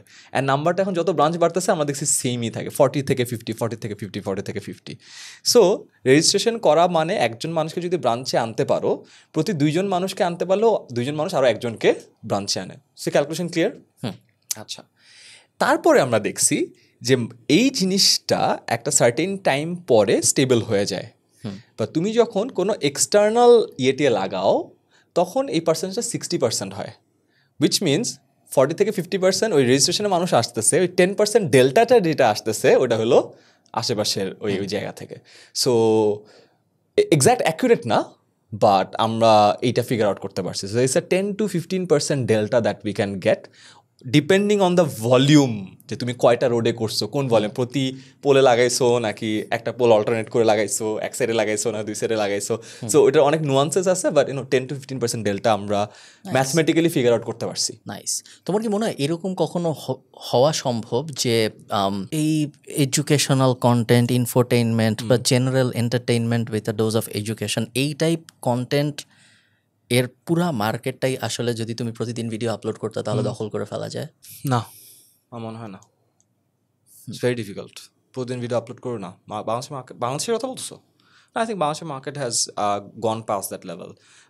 17-18 পর্যন্ত I think it was possible, because মার্কেটে ওরকম কেউ ছিল না। সো তুমি যা সেটাই মার্কেট। বাট এখন যদি তুমি প্রতিদিন একটা করে ভিডিও দাও, the market is way bigger than that. প্রতিদিন বাংলাদেশে আই বিলিভ শখানেকের বেশি এডুকেশন কন্টেন্ট তৈরি হয়, তার মধ্যে অ্যাটলিস্ট 10টা কন্টেন্ট তো মোটামুটি লেভেলের নোন ক্রিয়েটার থেকে আসে। সো না, এখন পসিবল না। এখন অনেক 3-4 বছর আগেও আমি এত কম্পিটিশন দেখতাম না 10ms এর। এখন আমি অলমোস্ট অলওয়েজ প্রত্যেক মাসেই দেখি নতুন একটা অমুক কোচিং, তমুক কোচিং, এবং এমন না যে মানে কেউ চিনে না এরকম না, অনেক মানুষ চিনে এবং অনেক সাবস্ক্রাইবার প্রবাবলি আছে বাইরে থেকে দেখলে মনে হয়, এবং ফ্যান ফলোয়ার্স আছে, সবাই ভালো, ক্লাবস আছে। সো এই ক্লাব 10ms হেটার, এই ক্লাব।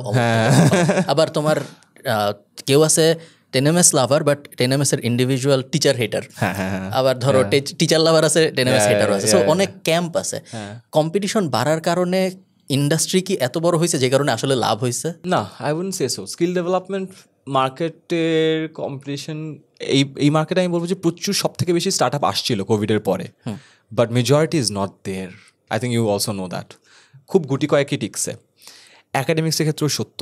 এর একটা বড় রিজন হইল 20-21 টাইমটাতে এগেন একটা এডটেককে শুরু করে একটা পর্যায়ে নিয়ে যাওয়াটা যতটুকু সহজ ছিল, এখন অনেক ডিফিকাল্ট হয়ে গেছে। তো এখন আমি বলবো এখন অনেকগুলো আসতেছে, বাট দে আর নট ওই থাকে না, নয়েজ ব্যারিয়ার ক্রস করতে পারতেছে না। যারা আছে তারা ওই আগেকার ওই আগেকার কোচ এডটেকগুলোর যারা টিচার ছিল, পপুলার হয়েছে, নিজেরা আবার বের হয়ে করছে, দিজ আর দ্য পিপল। কত রেভিনিউ নাম্বার ক্রস করাকে তুমি নয়েজ ব্যারিয়ার ক্রস করা মানে কি? নয়েজ ব্যারিয়ার ক্রস করা মানে মাসে অ্যাটলিস্ট 5 লাখ টাকা। ওকে, সো তোমার ধারণা বেশিরভাগ মাসে 5 লাখ জেনারেট করতে পারতেছে না মনে হয়? মেজরিটি না, হ্যাঁ মেজরিটি পারতেছে না অন অ্যান অ্যাভারেজ। সো তুমি যে অ্যাভারেজ আউট করো, so of course there will be time যেসব মাসে লাইক জানুয়ারিতে অনেক টাকা কামাইলো, বাট পুরো মাসে না। আবার there are certain teachers who are probably earning 50 lakhs। So এই টিচার কিন্তু আছে লাইক টিয়ার এ একদম। সো টিয়ার এর সংখ্যা কম, এবং most of the tier A teachers are 20-21 টাইমেও তারা স্টার্ট করছে অথবা তারা ছিল। 23-24 যারা আসছে এরকম টিচারের সংখ্যা কম, নাই যে তা না, আছে বাট কম। বিকজ 23-24 এসে ওই মার্কেটে ঢুকে 5 লাখ পার মান্থের ব্যারিয়ারটা ক্রস করা অনেক কঠিন হয়ে গেছে, অনেক কঠিন হয়ে গেছে। ফার্স্ট কোয়েশ্চেন, তোমাকে মানুষজন জ্বালাচ্ছে, আমাকে বলো যে প্যাসিভ জার্নাল বড় করার জন্য, সো আমি তোমাকে কারেন্ট মার্কেটিং স্ট্র্যাটেজি বলি, তাহলে তোমার বুঝতে সুবিধা হবে। কারেন্ট মার্কেটিং স্ট্র্যাটেজি হইল যে there is no marketing strategy, that's the strategy. I upload videos randomly on my YouTube channel and Facebook. কখনোই কোথাও প্যাসিভ জার্নালের কথা বলা হয় না 11 মাস বছরের, এবং অ্যারাউন্ড নভেম্বর এবং কখনো কখনো বছরের অন্য কোনো সময় যদি আমরা কোনো বড় সড়ো ক্যাম্পেইন করতে চাই, we go all in, we try to hire everyone, যে রাজি সবাইকে। এ লিস্ট বি লিস্ট, আমরা নায়ক নায়িকা হায়ার করতে চাইছি, ইনফ্লুয়েন্সার তো আসেই, এবং সবাইকে আমরা হায়ার করতে চাইছি, এবং আমরা চেষ্টা করি সবাইকে বলতে যে এই হলো প্যাসিভ জার্নাল, এই হলো প্যাসিভ জার্নালের ভিতরে আছে, আপনারা চাইলে জয়েন করতে পারেন। তারপর 11 মাস কোনো কিছু হয় না। 11 মাস কিন্তু আমি কন্টেন্ট আপলোড করি, but like a video about World War I, so দূর দিয়ে কোনো রিলেশন নাই প্যাসিভ জার্নালের সাথে। সেম অডিয়েন্স প্রবাবলি দেখেও না, এবং অনেক মানুষ আছে যারা আমার ইউটিউব সাবস্ক্রাইবার জানেও না প্যাসিভ জার্নাল কি জিনিস। We spend probably $30-40,000 a month on ads. $30-40,000 হবে অ্যাডে, এবং আমাদের কনভার্সন কস্ট $40-50 মতো, $60 মতো। বেশিরভাগ সময় আমাদের কোর্সের প্যাসিভ জার্নাল অ্যাক্সেসের প্রাইস থাকে $125 আশপাশে। গুড বিজনেস, স্যাড না, একদমই খুব ভালো চলতেছে সব। বড় করার সবচেয়ে সহজ উপায় কি, যেখানে আমার ইনপুট বাড়বে না এবং ডেফিনেটলি কোনো টিম বাড়বে না এবং মিটিং বাড়বে না। I think it's very difficult. The way I see it currently, তোমার যে নাম্বারটা আছে, if it's 40-60 CAC versus 125 LTV, considering একটা কোর্সই ফুল অ্যাক্সেস পাচ্ছে, so the LTV to CAC ratio is higher than 3, which means startup ওয়ার্ল্ডের জন্য it's a very good business. Anyway this is like magic threshold বলে, like LTV to CAC more than 3 যদি করতে পারো, that's like great. So এটা great বলে তার একটাই হলো যে ওটার যদি গ্রোথ রেট থাকে তাহলে টু জোস। So I think as a business it's fantastic. Growth করতে পারলে তো অ্যামেজিং হইতো। কারেন্ট মার্কেটে I think it's very difficult. তুমি যদি বলো যে ক্যাকটাকে সেম ক্যাক বারো বলছে, customer acquisition cost let's say $60, ওইটাকে সেম রেখে স্কেল করবা, আমার মনে হয় it's very difficult. Being in the market for the last a lot of years, এটা ডিফিকাল্ট। ওইটা নাম্বার বাড়াতে গেলে কাস্টমার অ্যাকুইজিশন কস্ট বাড়বেই। সো আমরা কয়েকটা জিনিস করার চেষ্টা করছি, যেমন আমরা এই বছরের শুরুর দিকে আমরা ফ্রাইডে নামে একটা নিউজ লেটার লঞ্চ করেছি, যেটা মানুষ একবার কিনলে আমরা লাইফ টাইম তাদের প্রত্যেক শুক্রবার নিউজ লেটার পাঠাই, and few other parks, but mainly news letter. আমরা রিসেন্টলি স্টাডি অ্যাব্রড লঞ্চ করছি, study abroad consultancy, good traction এবং হোপফুলি গুড একটা মানি আসবে। আমরা কিছু চ্যালেঞ্জেস লঞ্চ করার চেষ্টা করছি, যেমন নাফিস সেলিমকে 6 প্যাক বানানোর, আমারও আছে, নাফিস সেলিম যদি না হয়। চ্যালেঞ্জটা হইলো যে with the help of a nutritionist আমি এবং নাফিস হ্যাঁ আমাকে অ্যাড করলে পারতাম, আমার 6 প্যাক হয়ে যাবে প্রবলি। নাইস তাহলে এর বলা উচিত ছিল না, নাহলে আমি দেখাতাম খারাপ অবস্থা। সো চ্যালেঞ্জেস টাইপ জিনিসপত্র লঞ্চ করার চেষ্টা করতেছি যেগুলো কোর্স না, আলাদা, এবং হোপফুলি এলটিভি বাড়বে বা নতুন মানুষ আসবে।